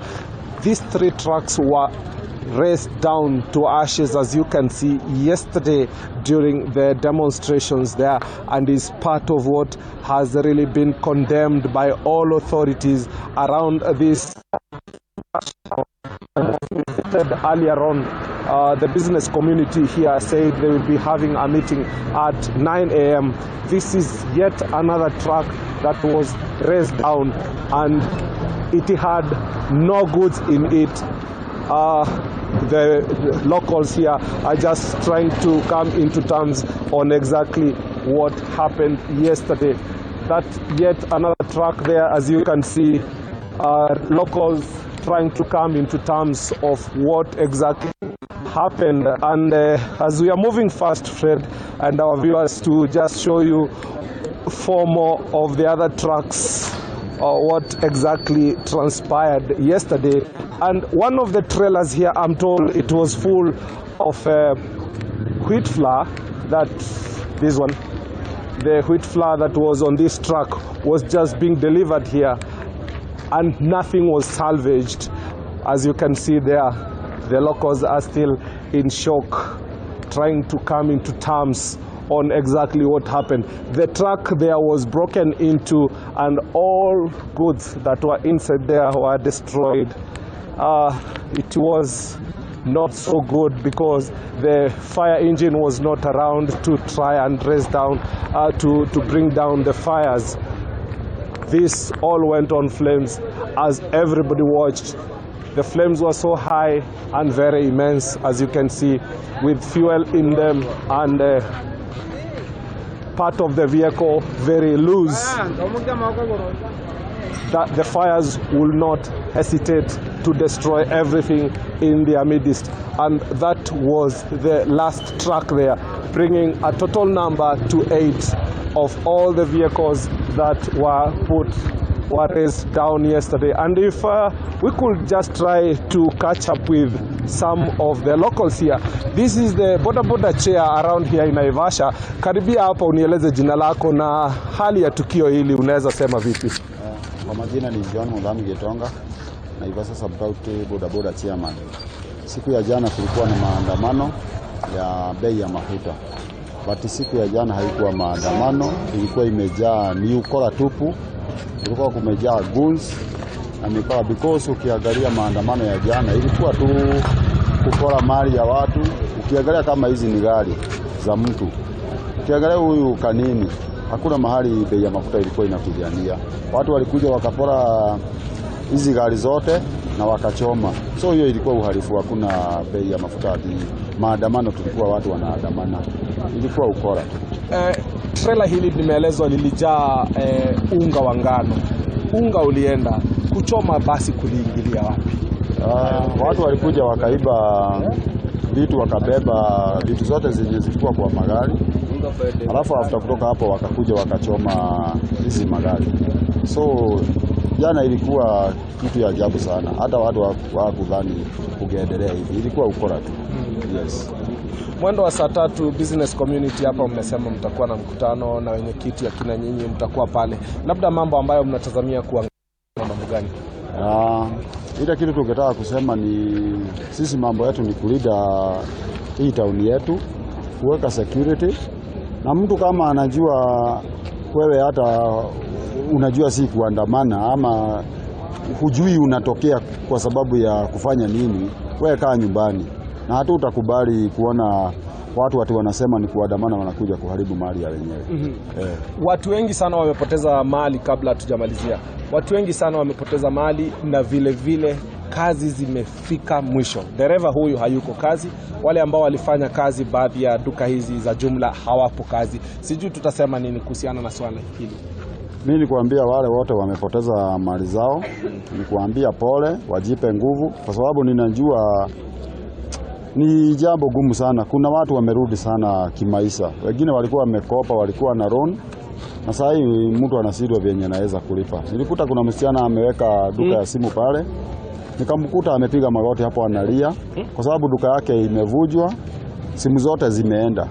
Na ilikuwa ajabu la huzuni sana, kwa sababu vile niliona hata sikuwa nafikiria kunaweza kuwa hivyo. So kazi yetu ni kulinda town, kuweka security.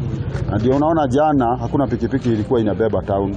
Wote tuliwaambia hakuna kubeba, kwa sababu hatukuwa tunataka duka ya mtu ivujwe, vitu zibebwe tuambie ni watu wa bodaboda wanabeba. So jana town pikipiki hakukuwa, lakini vyenye walishindwa na kuvuja maduka ndio walichoma, lakini wakavuja zenye zilikuwa kwa gari wakabeba. Poleni sana kwa hilo ambalo liliwapata. Fred, as you can see there, that is the bodaboda chair, and as you can see, this is just shells and reduced to shells of what was former vehicles that were used for delivery at Kanini Haraka. 7 trucks of this model, 1 trailer with goods, but now no vehicles, no goods. Counting losses following the demonstrations, and these demonstrations amid the rising concerns of petrol, the high fuel prices here in the country. But we wait the anticipated meetings between the CS and the Matatu sector will actually bear fruits from all of this. From this, I believe I'm crossing over to Nakuru, if I'm not wrong, to my colleague Mike Chalo. If this will be fine enough, I will cross over to the other side of my colleague in Nakuru County. Mike Chalo, if you can receive me, could you take it over from me?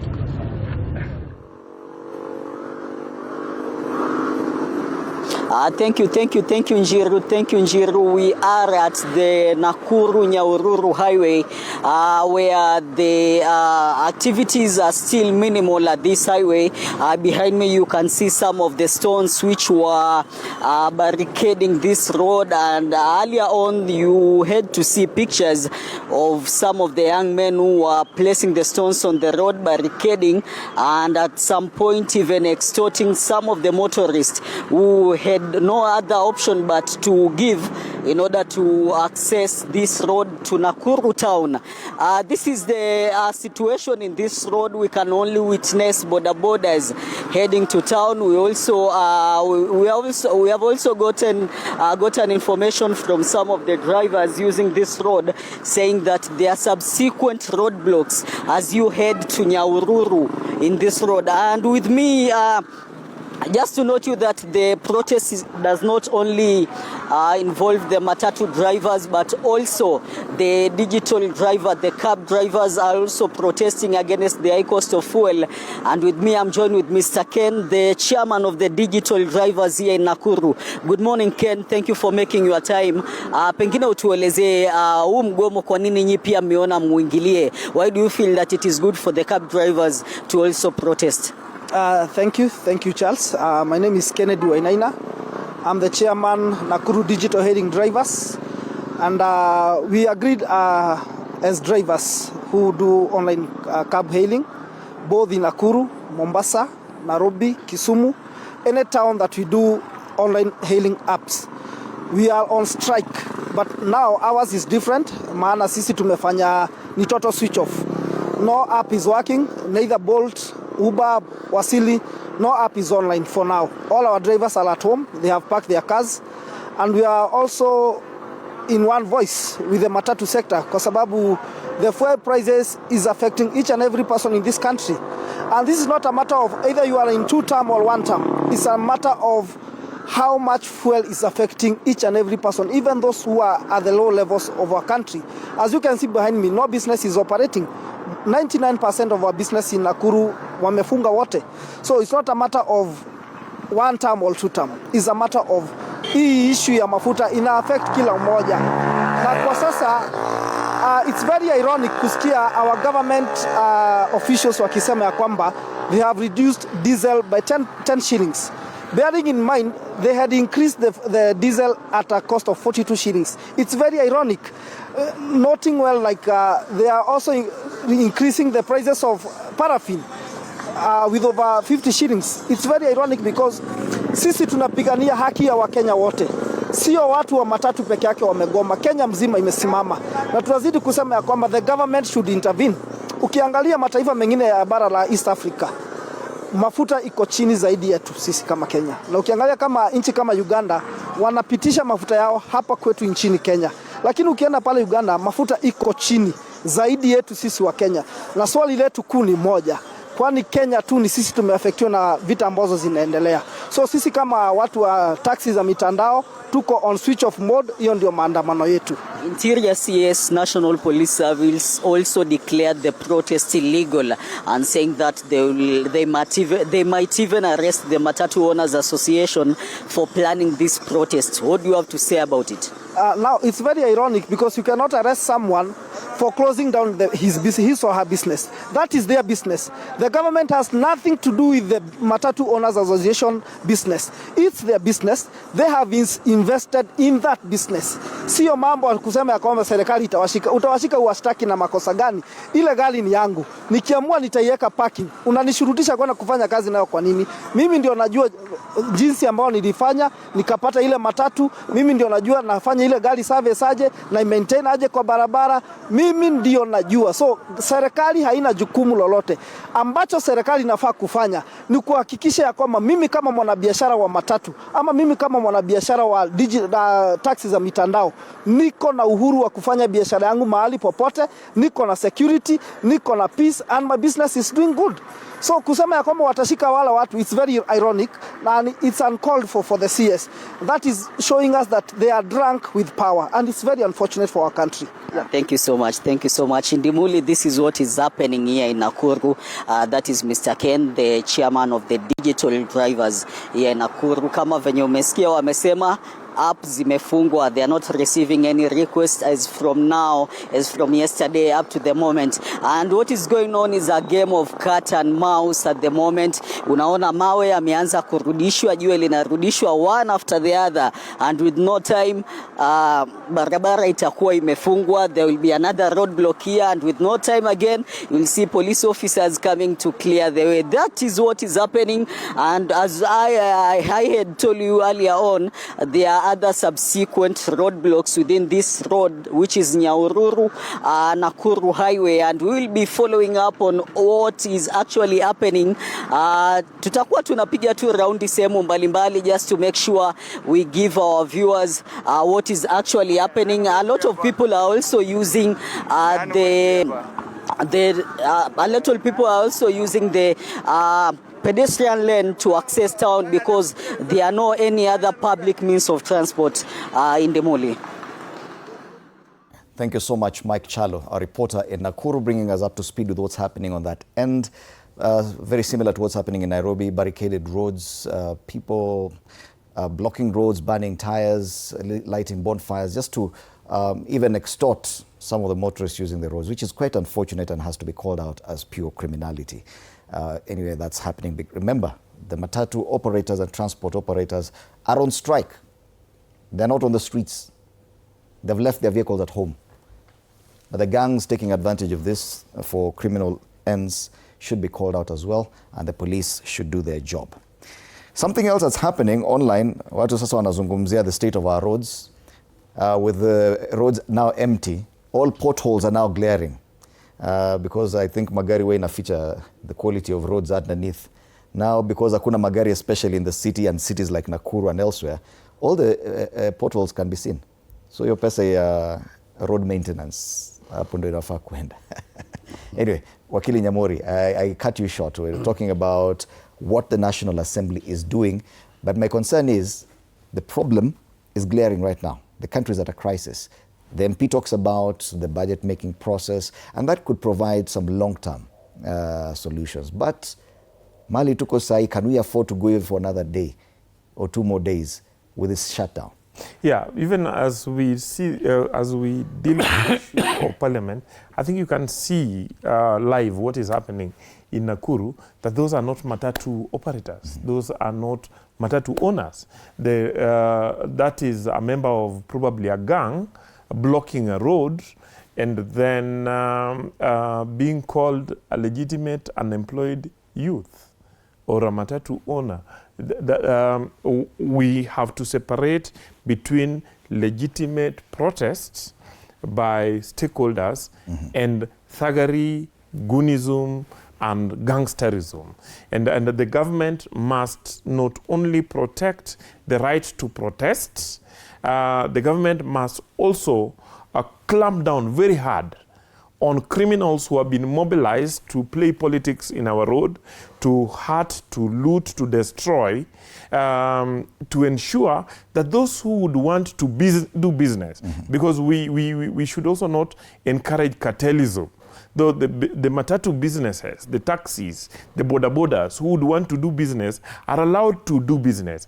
And that children who would want to go to school, the sick who would want to reach hospitals are given an opportunity and the leeway to travel on our roads without any hindrance. Now, on Parliament, my point was that my understanding of what the MP said is that they're convening to discuss the matter, but that it is important that the country realizes that we are working within a very restricted policy space, especially because of the historical debts that have ensured that a significant part of our revenue is actually as a matter of compulsion tied to payment of debts. And then there are certain critical, expenses that we cannot do without. For instance, the expenses that are going to education. And then O&M in government, payment of, salaries and emoluments. And those are things that you may not just cut immediately. But then he has mentioned that they are going to look at the budget to find out what is it that can be cut or reduced, but knowing that some of those decisions will have consequences. And therefore, that even as we call for, action on reduction of the taxes and the levies, we ensure that we do not put the country in a situation in which the road construction that are going on are stalled, in which contractors that are put their money in road projects are stuck with pending bills. A situation in which, we are not able to maintain our infrastructure because part of reducing our consumption on fuel would be to improve our infrastructure and therefore reduce the consumption of fuel. My point, as I finish, is that we must continue to discuss this matter as a country. We must try and find solutions that give, relief to the poor. But this relief must be targeted. This relief might be term-bound. We must ensure also that we allow the legally established entities like EPRA to function, but that they should function transparently. Right. But we must not allow thuggery. We must not allow politicians to take over this space and pretend to be, undertaking legitimate strikes. But in what they are doing is that they are causing inconvenience to people. Thank you so much, Wakili. And it's good that you talked about timeliness in the decision making, because some might need short-term relief to stop whatever is happening now, plus, of course, long-term interventions to ensure that this does not happen again. Let's now take a call from one of our viewers in Kangemi. John is his name. John, good morning. How is Kangemi this morning? Because I know that area is usually very busy, that section with the market there and the Matatu terminus there as well. How is the situation in Kangemi? Hi, my name is John. Hello, my name is John. Yes, go ahead. Okay, sorry, I'm still in the house. I've not been able to go out. Yes. But I'm just watching TV and trying to follow up on whatever the topic you are discussing here. Yes, what is your contribution to this discussion?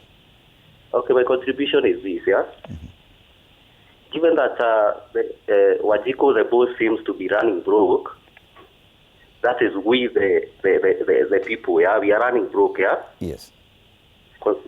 So I have some recommendations, because we are the ones who pay these elected leaders, right?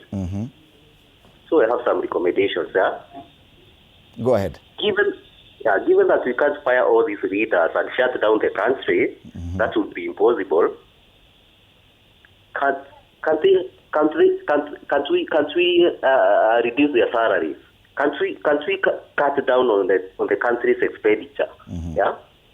Maybe we can reduce their salaries maybe by 50%, or our elected leaders from the president down to the MCA. Because I really don't understand why we pay them all these big salaries, and we are the bosses. Yes. And then we are languishing in poverty. I mean, like my employee, the MP or the president or the MCA, is living in high-end estates while I am living in the slums and they call me the boss. You understand what I mean? Yes, yes. I'm educating my kids in Kahuriateri Primary just down here. My kids go without shoes. They don't even have lunch, while their kids are going to this group of schools. I mean, and I'm the boss. You see what I mean? Yes. Maybe we can reduce their salaries because we are the bosses. Okay. I really don't understand how their salaries are set based on what, because they should be based on the gross the country's GDP. But yet we the bosses are languishing in poverty. I really don't understand how their salaries are set. I don't even know who sets the salaries. I don't even know if the Wajiko, the electorate, is ever given a chance to give their views on our elected leaders' salaries. You understand what I mean? Yes, we get you.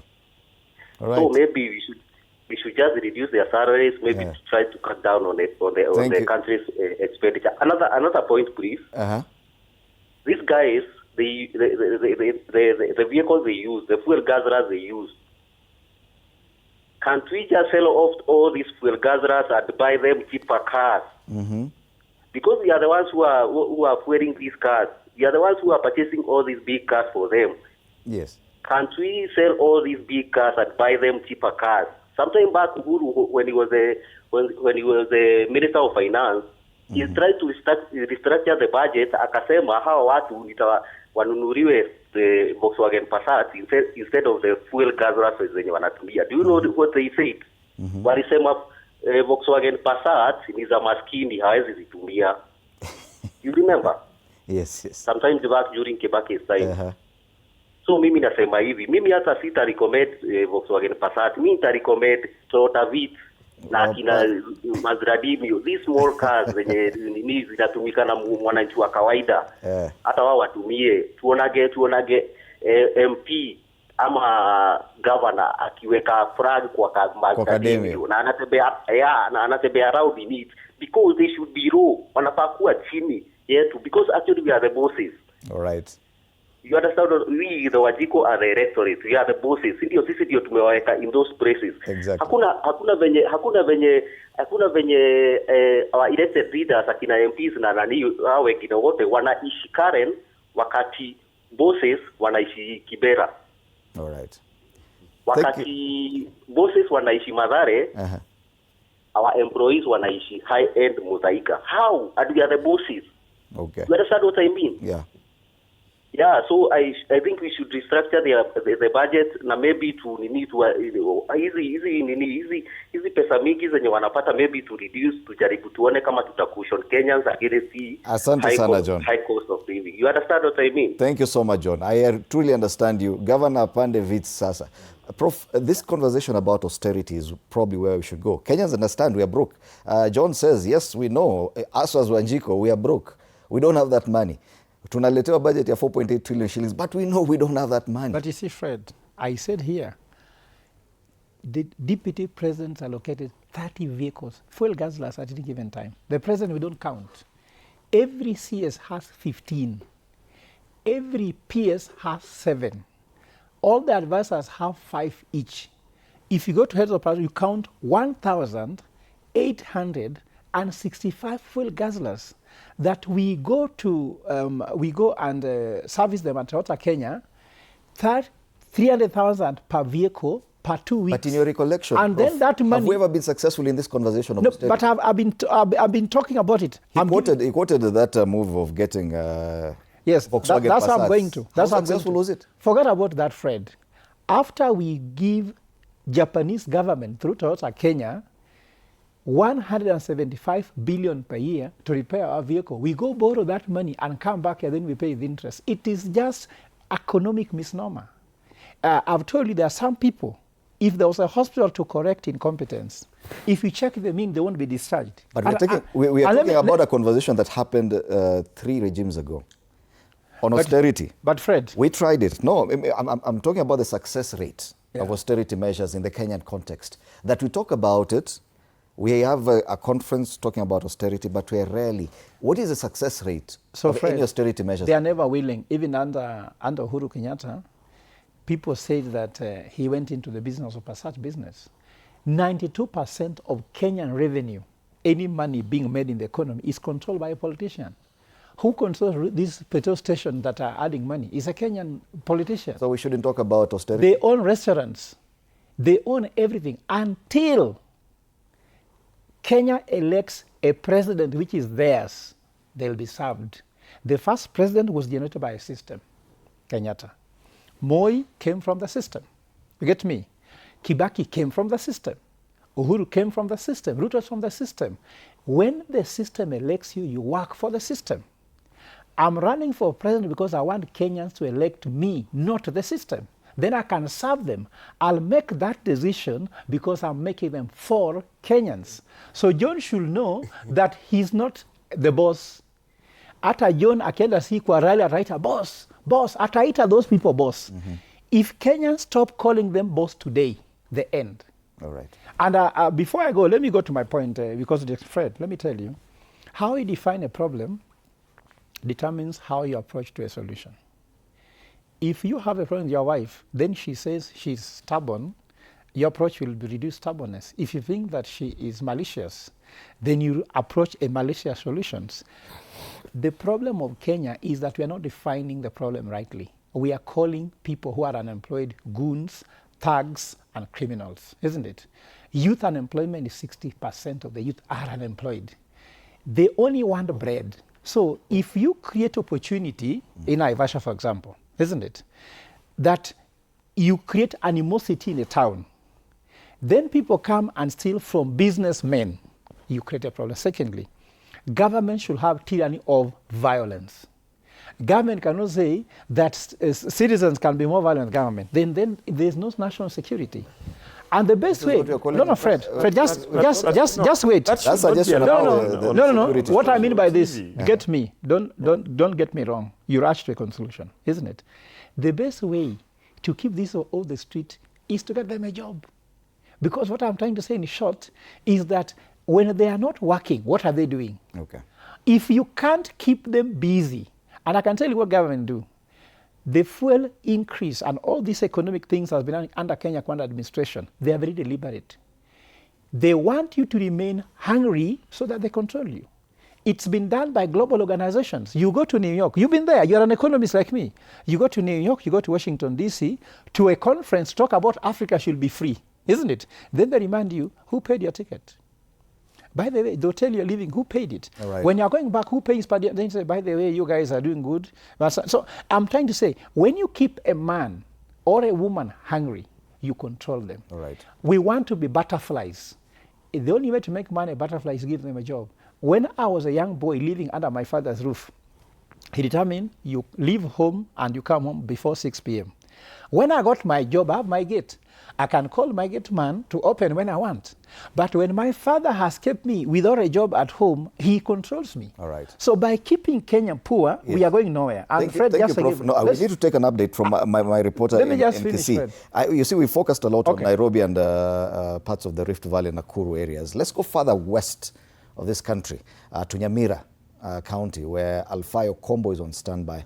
Alfayo, tell us what's happening in that end of this country. We focused a bit too much on Nairobi. Are the scenes the same in Nyamira?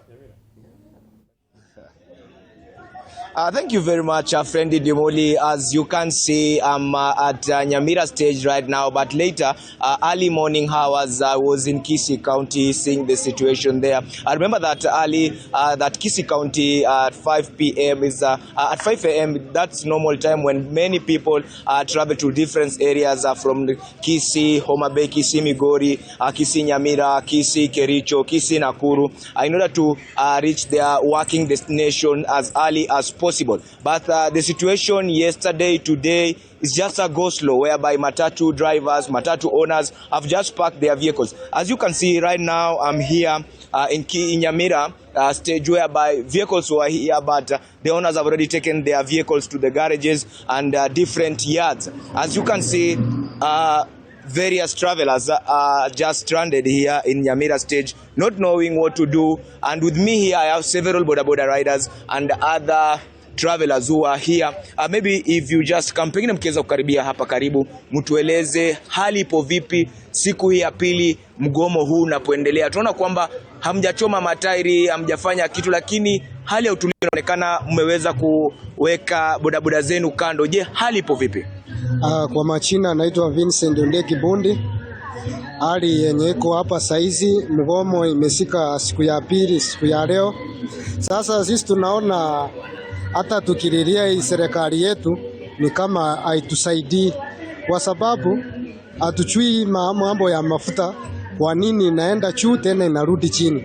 Sasa kama kwa mkio leo tumeambiwa ati diesel haijashuka kutoka mahali ilikuwa imepanda, petroli ndio wametoa 10 shillings.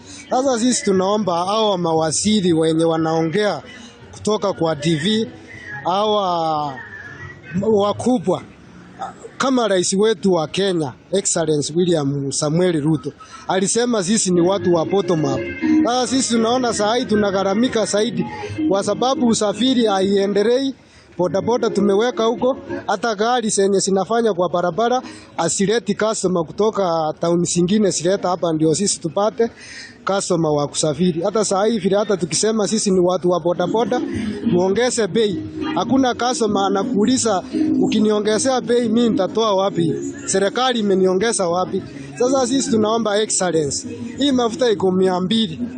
By the way, sisi wananchi tunaumia zaidi. Hata saa hii uchumi imeharibika. Hakuna kitu, hata jana nilienda kwa nyumba bure. Hata watoto wangu hawakukula kitu ya kuamkia asubuhi wapate kitu ya kukunywa chai. Sukari iko juu. Sasa tutatoa pesa wapi? Tunaomba rais excellence Wacha kusikia mambo mafuta wakati imepanda bei, wewe unasafiri kwenda nje za nchi, badala ushughulikie maneno ya hapa Kenya. Sasa sisi tunasema ni one term. Asante sana. Pengine ukitueleza wewe umeathirika kivipi na mgomo huu ambao upo katika siku ya pili wa wahudumu wa uchukuzi? Kwa majina ni Ronald Onchiri. Mimi ni secretary wa Miang Sacco na hivyo hivyo mimi ndio chairman wa Nyamira Matatu Associations. When the Saccos came together, they formed what we call umbrella team, whereby Mr. Umoyo Samuel was the chair, but now unfortunately we lost him, so I'm in charge of the chairmanship, the umbrella team. Now, to us, we have no problem. It's only the rise of fuel. We as the Matatu Saccos and the transport operations, our demands are very few. One, there is very high rate of fuel price, which we need the government to address. The three CSS came together yesterday. We expected them to discuss about the fuel, but unfortunately they delayed, and the justice delayed is justice denied, which we saw that there is a scandal. Pengine ukiangalia wewe kama mkazi, kama wewe mmoja wa hudumu wa magari, je, mmeathirika kivipi na mgomo huu ambao unaendelea kwa sasa? Tunaweza kuangalia kwamba kuathirika tunaweza athirika wakati huu, lakini pia tukiendelea na ile hali ya mafuta ikiwa juu, kuathirika ndio itakuwa zaidi. Maana wale wengine hawataweza kulipa loans zao, na kuna wengine pia baadhi hawataweza kupata pesa zao za kutumia, maana hii sekta ni sekta yenye imeajiri watu wengi.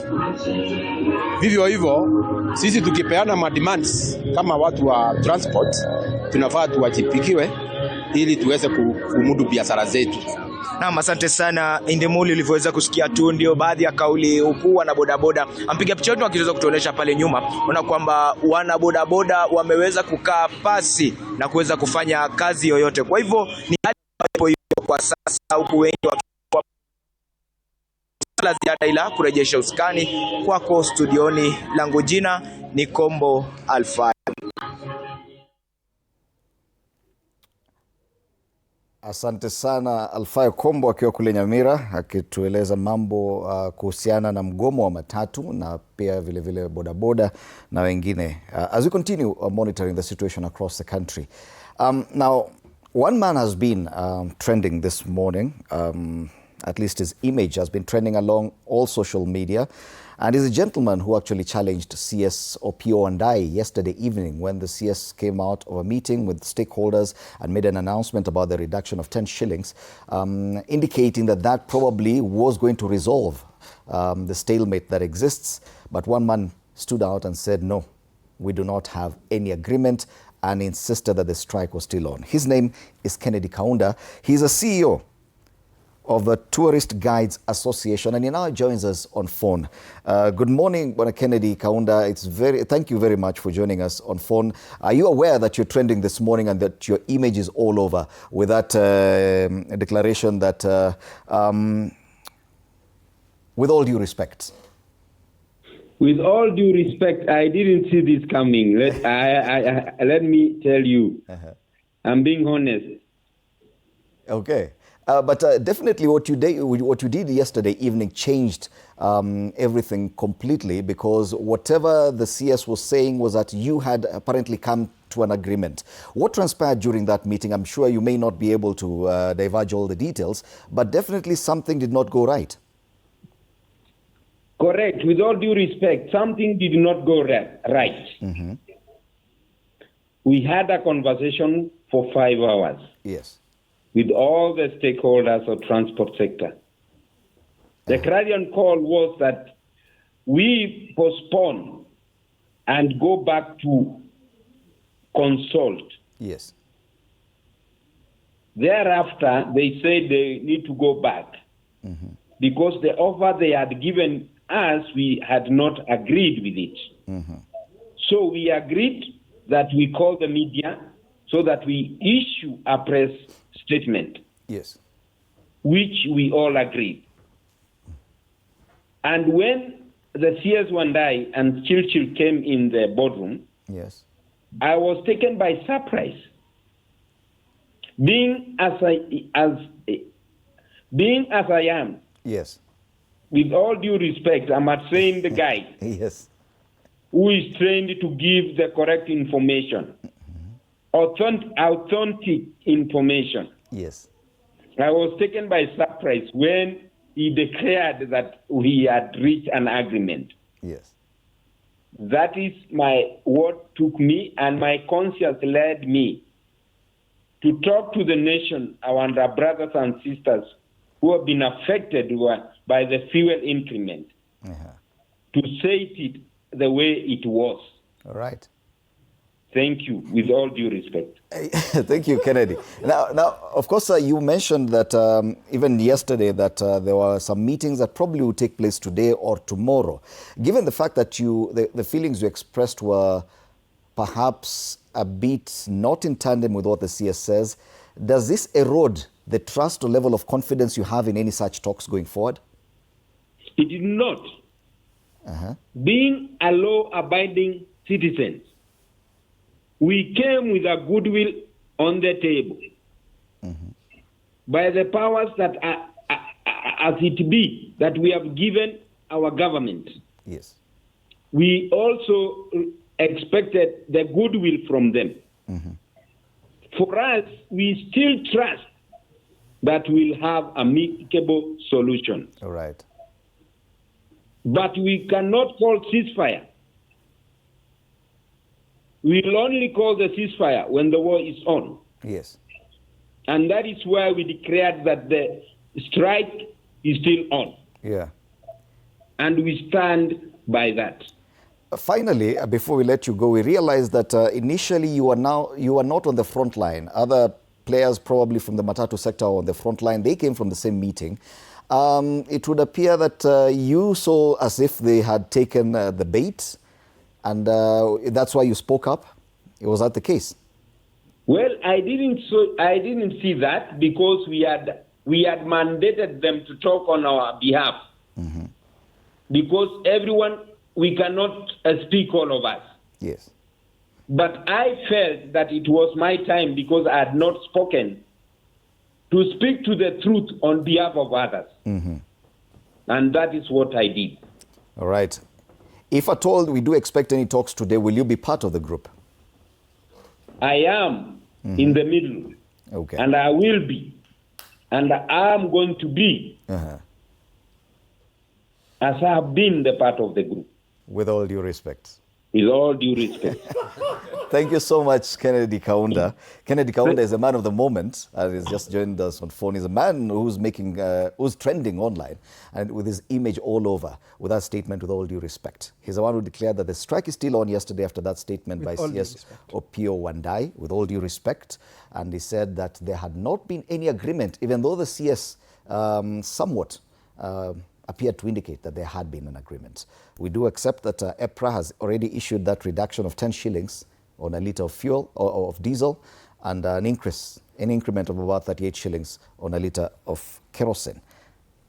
Very interesting gentleman there, and of course he'll continue making headlines. I'm still in studio with my panelists. Professor Fred Ogola, I'd cut you short, unfortunately. So first of all, let me tell Kennedy. Even as we continue with the images of Nakuru. Yes. First of all, let me tell my brother Kennedy, congratulations for using your conscience to talk to the people of Kenya. But to converse on the issue of, with all due respect, he has to learn the British humor. When they say with all due respect means with no respect at all. When someone tells with all due respect means there is no respect at all. But there had been no agreement. That's what you're saying. So that I'm saying, he's right by saying, I'm just clarifying that by saying with all due respect means there's no respect he has for those people who are speaking there, including the CS. Because that's what it means. You know, when the British tells you, you are very brave, when you tell your boss something, you are very brave, they mean you must be out of your mind to say what you're saying.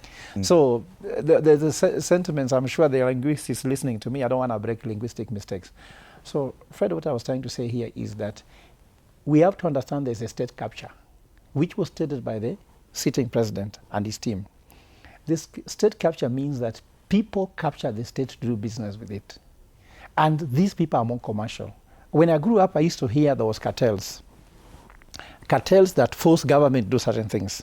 Now, cartels have found their way running a government. And that's why the problem is, I talk about the Kenyan liberation, the third economic liberation must be to rid of government these things of people coming to a government to do business. You see now there are billionaires in the cabinet who are running this, running that. Even the fuel, clearing, forwarding, some of them are billionaires there. Banking, they are there. Insurance, they are there. For example, even the cost of fuel determined by the insurance cost at the Strait of Hormuz. So there's a lot of things here that needs to be cleaned up. I think what we need in Kenya, we need to have called modernizing government to make it fit for purpose, to offer services but not to do business with the government. So for me, that's my vision for the country. But if I go to canvass a few things, I want to say that I want to talk to my brother Ikua. Ikua, if we can have people like you in this country doing anything, anywhere, this country can be fine. Because you've told them, I'm an economy, talk about political economy. Economy is very political. Because if you increase the price of salt today, some people won't eat. If you increase fuel, it affects some people. I want to tell Kenya, let them tell you, separate politics from economy. Is it possible to do it? No, it's impossible. It's a misnomer. Kenya is being told, you are a politician. All Kenyans are politicians. In philosophy, we say a man is a political animal. Even at home, there's politics in your house. There's politics in the church. There are politics even in the Vatican. The Holy See, where Pope leads, have two roles: to fight poverty, peace, and justice. All right. When you fight for justice, it must be political. When you want to remove poverty in the world, it will have political consequences. So let us not separate. Then, importantly, by the way, my brother Ikua, we are not just having expenditure problem. We are having expenditure priority problem. Let's say, for example, Ikua, today, you are broke. You have no job. You have no degree. You have no girlfriend or wife.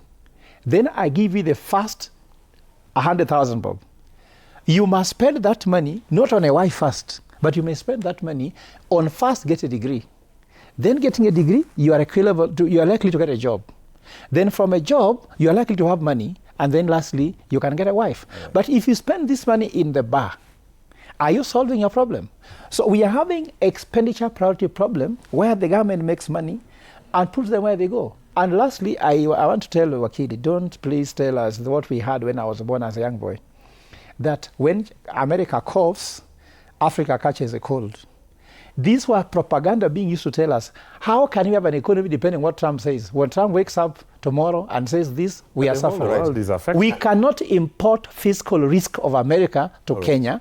We must cushion ourselves against all those risks. I want to engage another member of the National Assembly, a ranking member who's been there for at least 2 terms. I think is on his 3rd term. That's Makali Mulu, MP Kitui Central.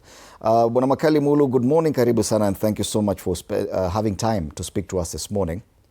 Yeah, good morning, everyone. Yeah, thank you. On this issue of the crisis that we're now facing, and the biggest concern, we've talked to another member of the National Assembly, Julius Ruto from Keses, and we are concerned that the National Assembly does not appear jolted by what's happening in the country. We would have expected that the National Assembly would have been recalled from recess to address this issue. Do you see that as a problem? Not really, because you know, normally the National Assembly would address issues which have been tabled in the House by the executive.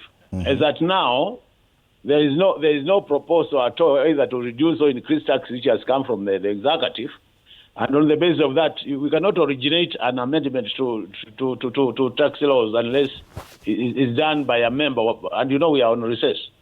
So if there is need for the House to be recalled, what normally would happen is that the majority leader and the minority leader will write to the Speaker and say, Speaker, we need to reconvene the House. That will be a special sitting. Yes. And then the agenda will be clearly stated that the House will come to discuss 1, 2, 3. So what I'm imagining is, if there is need to change either the tax laws or to allow more resources for cushion Kenyans, then that must be initiated from the executive side with a clear proposal on what needs to be done. And then we're debating on as to the merits or demerits of their proposal. All right. But I've just listened to the immediate speaker, and I like what the speaker is saying, because what is happening, if you look at what is happening currently, what the transporters are saying is this. You have increased the price of diesel by 46 shillings. Yes. By increasing that price, automatically transporters will increase the fares to transport the people to the places or either work or wherever you want to transport them. So the transporters are requesting, why can't the government observe that 46 shillings so that we maintain the same level in terms of cost of transportation, and then the government will think about where do we get that money from.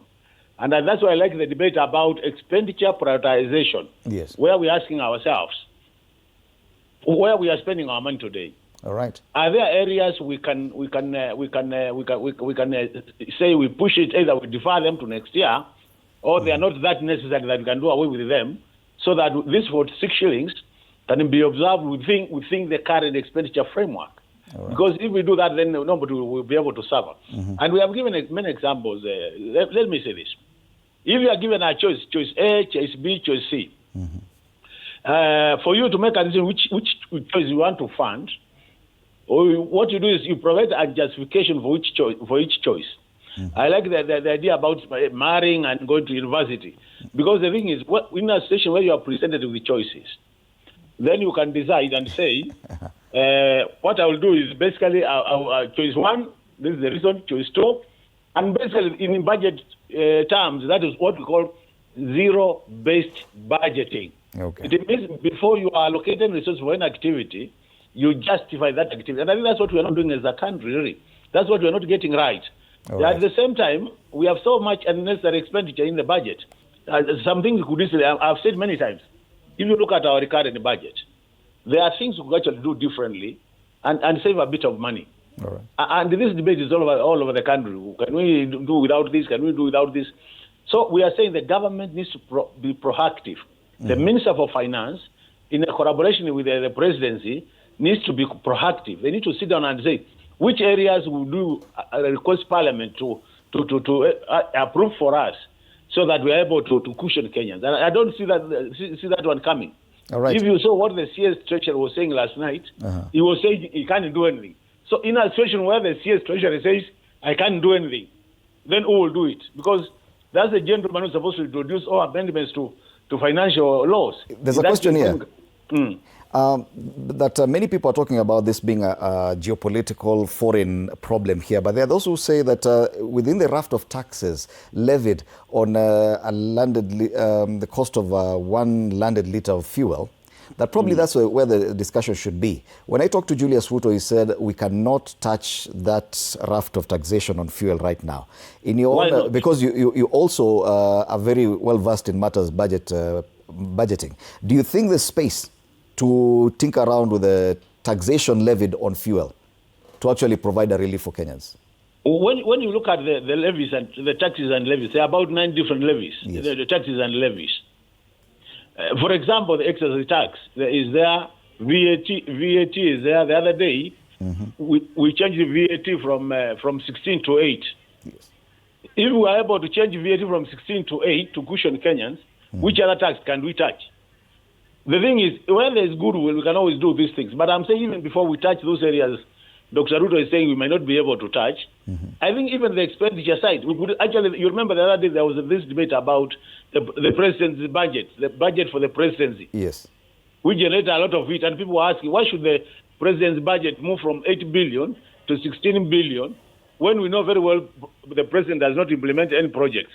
You remember that question which was being asked by the Kenyans? Yes, yes. So if we had goodwill, that's an area we could easily say, reduce that budget by half. Come to the money which is being sent to the state enterprises. So much of it, if you look at the auditors' reports, is being misapplied. We could say reduce that by about 30%. Look at the money being sent to counties and the kind of misapplication and corruption related to it. We could think around that and say other areas could make savings. Look at the money we are spending on areas like travel, areas like training. I'm sure you agree with me. Today we said let's suspend all the training for 1 year so that we cushion Kenyans. and then we resume training next year, nobody will die. All right. We are still training.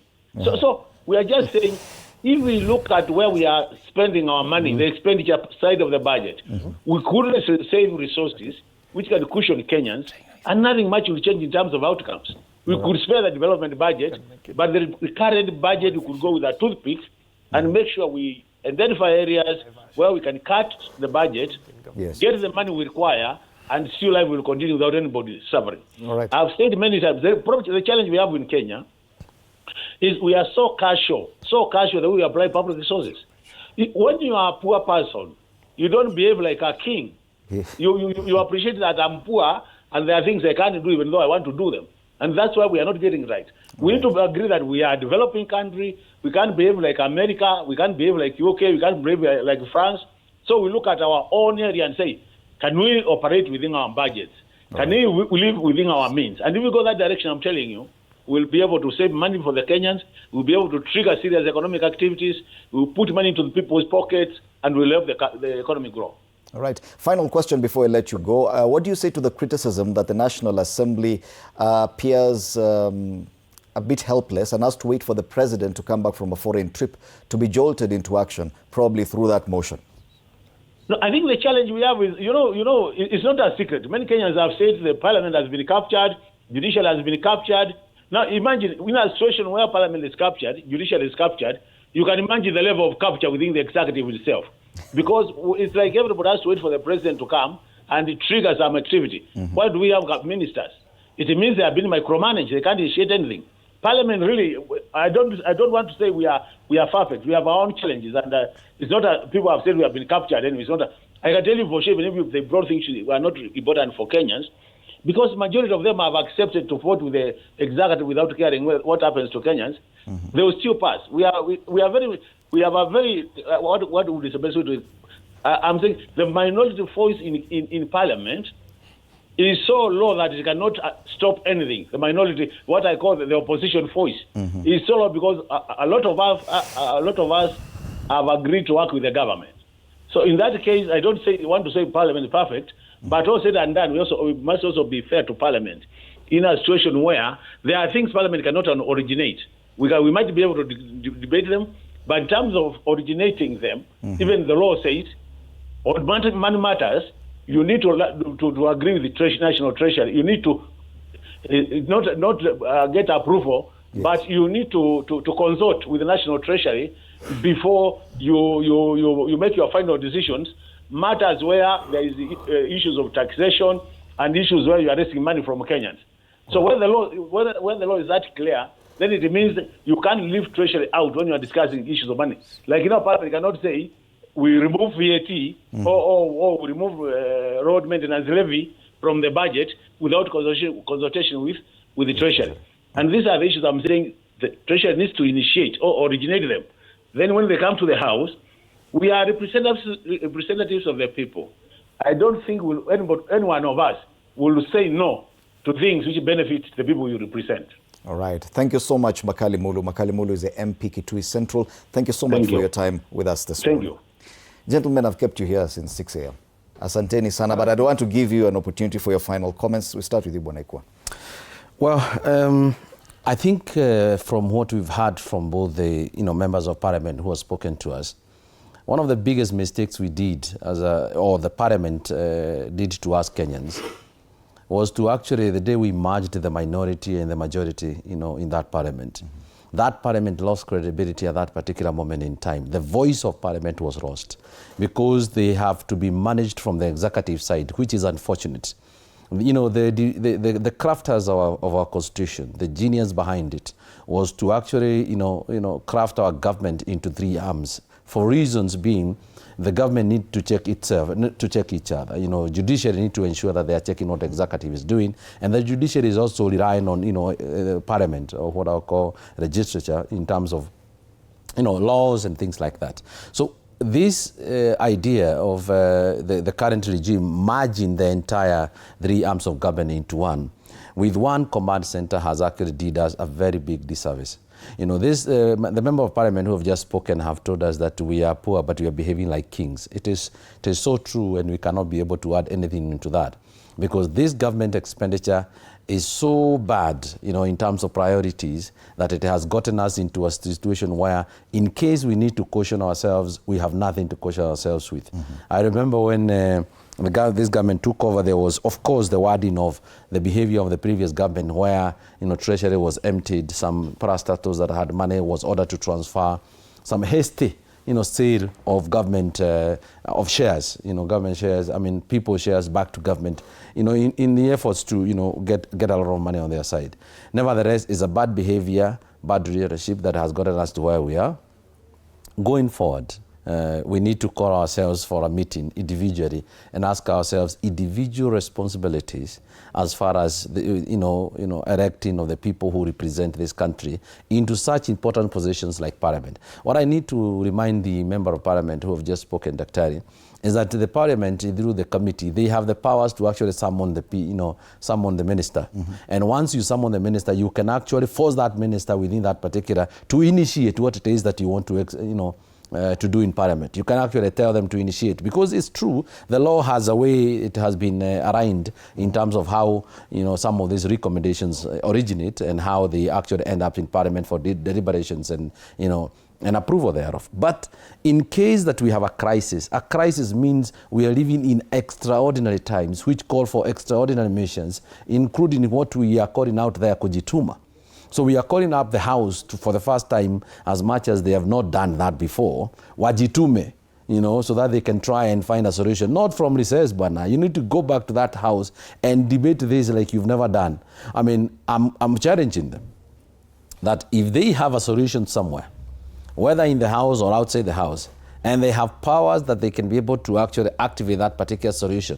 And these particular executive, members of who have been micromanaged and cannot do anything, help them, because they are employees of someone and they can be fired. But those guys in parliament cannot be fired by executive. I need to keep on reminding them that they can fire the executive, but they cannot be fired by the executive. So what we call the power, the ultimate power, lies on them. They have a responsibility upon this country, and we are calling out on them to come and save this country by actually ensuring that this particular fuel reduces. And there's a saying that goes that if you do not believe that we are going to change this country, then that means that you are not one of those who are going to change this country. This country must be changed, must be changed. And individually, everybody, no matter what levels you hold in the society, whether you are, you are the bottom where you are promised that you're going to be lifted up, or whether you're on the top, you have a renewed responsibility, not of enriching yourself, but making this country a better place for our children. Because nevertheless, we have nowhere else to live our generations. So we have a responsibility, and it starts with Parliament. Thank you so much. Wakili, you go next. Yeah, Fred, as we finish, I'm reminded that, when Winston Churchill was, elected to be the Prime Minister of Britain, everybody expected him to tell them that Britain will stop on that day from having the effects of the Second World War, which was ongoing. But he told them that he has nothing to offer. He has nothing to offer but blood, toil, and sweat, and told them that if they do not confront, the beast that was Hitler, head on, then their neck could be wrung like chicken, but it's going to be another neck, another chicken. So I think I want to look Kenyans straight in the eye and tell Kenyans that we are in a crisis, and this crisis has no easy solution, and that the pain is there and the pain will continue for a while. But even as I do that, I call on our institution. And when I talk about our institution, I'm talking about EPRA, I'm talking about Cabinet, I'm talking about Parliament, but I'm also talking about Matatu Association and other groups that we have to pull together at this time. And as we pull together, let's find out within the allowable fiscal space, what else can we do to deliver targeted relief to the poor, But even as we do that, we ensure that that relief does not extend to the, the privilege. I am a bit worried, for instance, when Matatu Owners Association mentioned that at least they had an agreement on certain something, and then the Tourism Association says that there is no agreement. And I realize that tourism majorly are riding on big big vehicles and so on and so forth, which might not be the immediate, relief we need for the common man that is going to work and so on. I'm not diminishing their role. My point is that let's pull together. This is not the time to pull apart. This is not the time to play partisan politics, but this is also not the time to allow criminality. But at the same time, it is also important that even the associations, although they are stakeholders, they should know that when the government gives relief, these reliefs are meant for the common man. And that when before the common man goes on strike, before the common man refuses to go to work, it is not proper for the people controlling the Matatu to gang up and deny the common man a chance to go to work. It is important that we get into engagement, and as we do this, we also ensure that there is sunset clause for every relief that we are giving, so as to ensure that we do not give people a rosy picture of a relief, but in essence pile debts and arrears that end up leading to stockout, as was done by the reckless decisions of the previous government. But as I end, I call on the Inspector General of Police and the other security agencies to move with speed to crack down on criminals on our roads, to ensure that our roads are free, our roads are safe, our roads can be used by those who want to use it. All right. Thank you so much, Wakili. Professor, you wrap it up for us. Mine is to start by saying that, Fred, the Kenyan problem is known. The solutions are known. What we're waiting is for leadership, and that's what is lacking. Leadership emerges during a crisis. You are not a good husband because things are working. You are not a good wife because your husband is good. You are not a good child because your parents are great. I'm a child I grew up in Kibra. I don't have to belabor that. But what makes me a leader is knowing how to move from Kibra to where I am, which I don't want to say. Leadership is about where you find. I've had this government spending time talking about, before you had even him mentioning things which were in the previous government. Uhuru left office a long time ago. I think he has even forgotten how State House looks like. It's new. It's right now. Yeah. It's totally new. Yes, it is the man in the ring who produces the results. It is the team playing. You are an Arsenal fan. I slept so well last night after Arsenal won. But it is the players who are there battling for the 90 minutes that was there. We were the 90 minutes. So it is about that person in the ring. Stop talking about your coach. When you're put in the ring, fight for your country. That's where leadership comes in. And I want to state that we don't lack leaders in Kenya. Our eyes as people are looking in the wrong direction. There's Psalm 121 that says, where comes from my help? My help comes in the name of the Lord who created heaven and earth. But you continue looking at State House, you continue looking at these politicians, they cannot offer this solution, because Einstein says you can't solve a problem using the tools which are created. Which are the tools? Those political tools we have. You had a member of parliament stating in broad television that parliament has been captured. And I told you before that we have a state capture. They have not just captured parliament. They even capture up to your village. Like, you see, that's why they're actually harassing people from everywhere. This state has to know that the center is the citizen. And I said, Fred, if you look at Pope Leo the 13th, he wrote a book called Nova Rerum. Nova Rerum means we want new things. The new thing was whereby the citizen should be at the center of the universe, not the state. So that the state serves it. You heard John saying, who is the boss? It's the citizen. God created us. God gave us our sovereignty. Our sovereignty begets the Constitution. The Constitution begets the state offices. So who is more powerful? God, then us, the citizen, with our sovereign power. How can the people we have appointed now make decision how somebody's shop can be banned? How someone should be arrested? Which is using the very right they've been given. So according to me, what I'm trying to say here is that Kenya must evolve to the golden age, to prosperity. That evolution needs leadership. All right. Because Fred, can you imagine people are hungry in Siaya? You come from Kisumu, isn't it? Kisumu, Siaya, Homa Bay, Migori have things that other places don't have. Imagine the water is killing people, isn't it? Water is a source, is a factor of production, isn't it? Land is amazing. Go to Kisumu, land which is lying fallow. If you land in Kisumu with an aeroplane, you see fallow land forever, isn't it? Then you have youth who are unemployed, sitting in Manyata there, sitting in Kenyatta ground saying, Atuna kazi, sivyo. We need a leader who can add water, land to labor and produce for people to get a job. It's not about here shouting somebody's names. And Fred, allow me to allow and educate my fellow politicians that let us approach 2027 as a strategic moment to make decisions. Don't go to name calling. Don't shout at people. How boundaries? The president is four heads. One, he's a head of government. As a head of government, criticize him on government decisions. Head of state, no.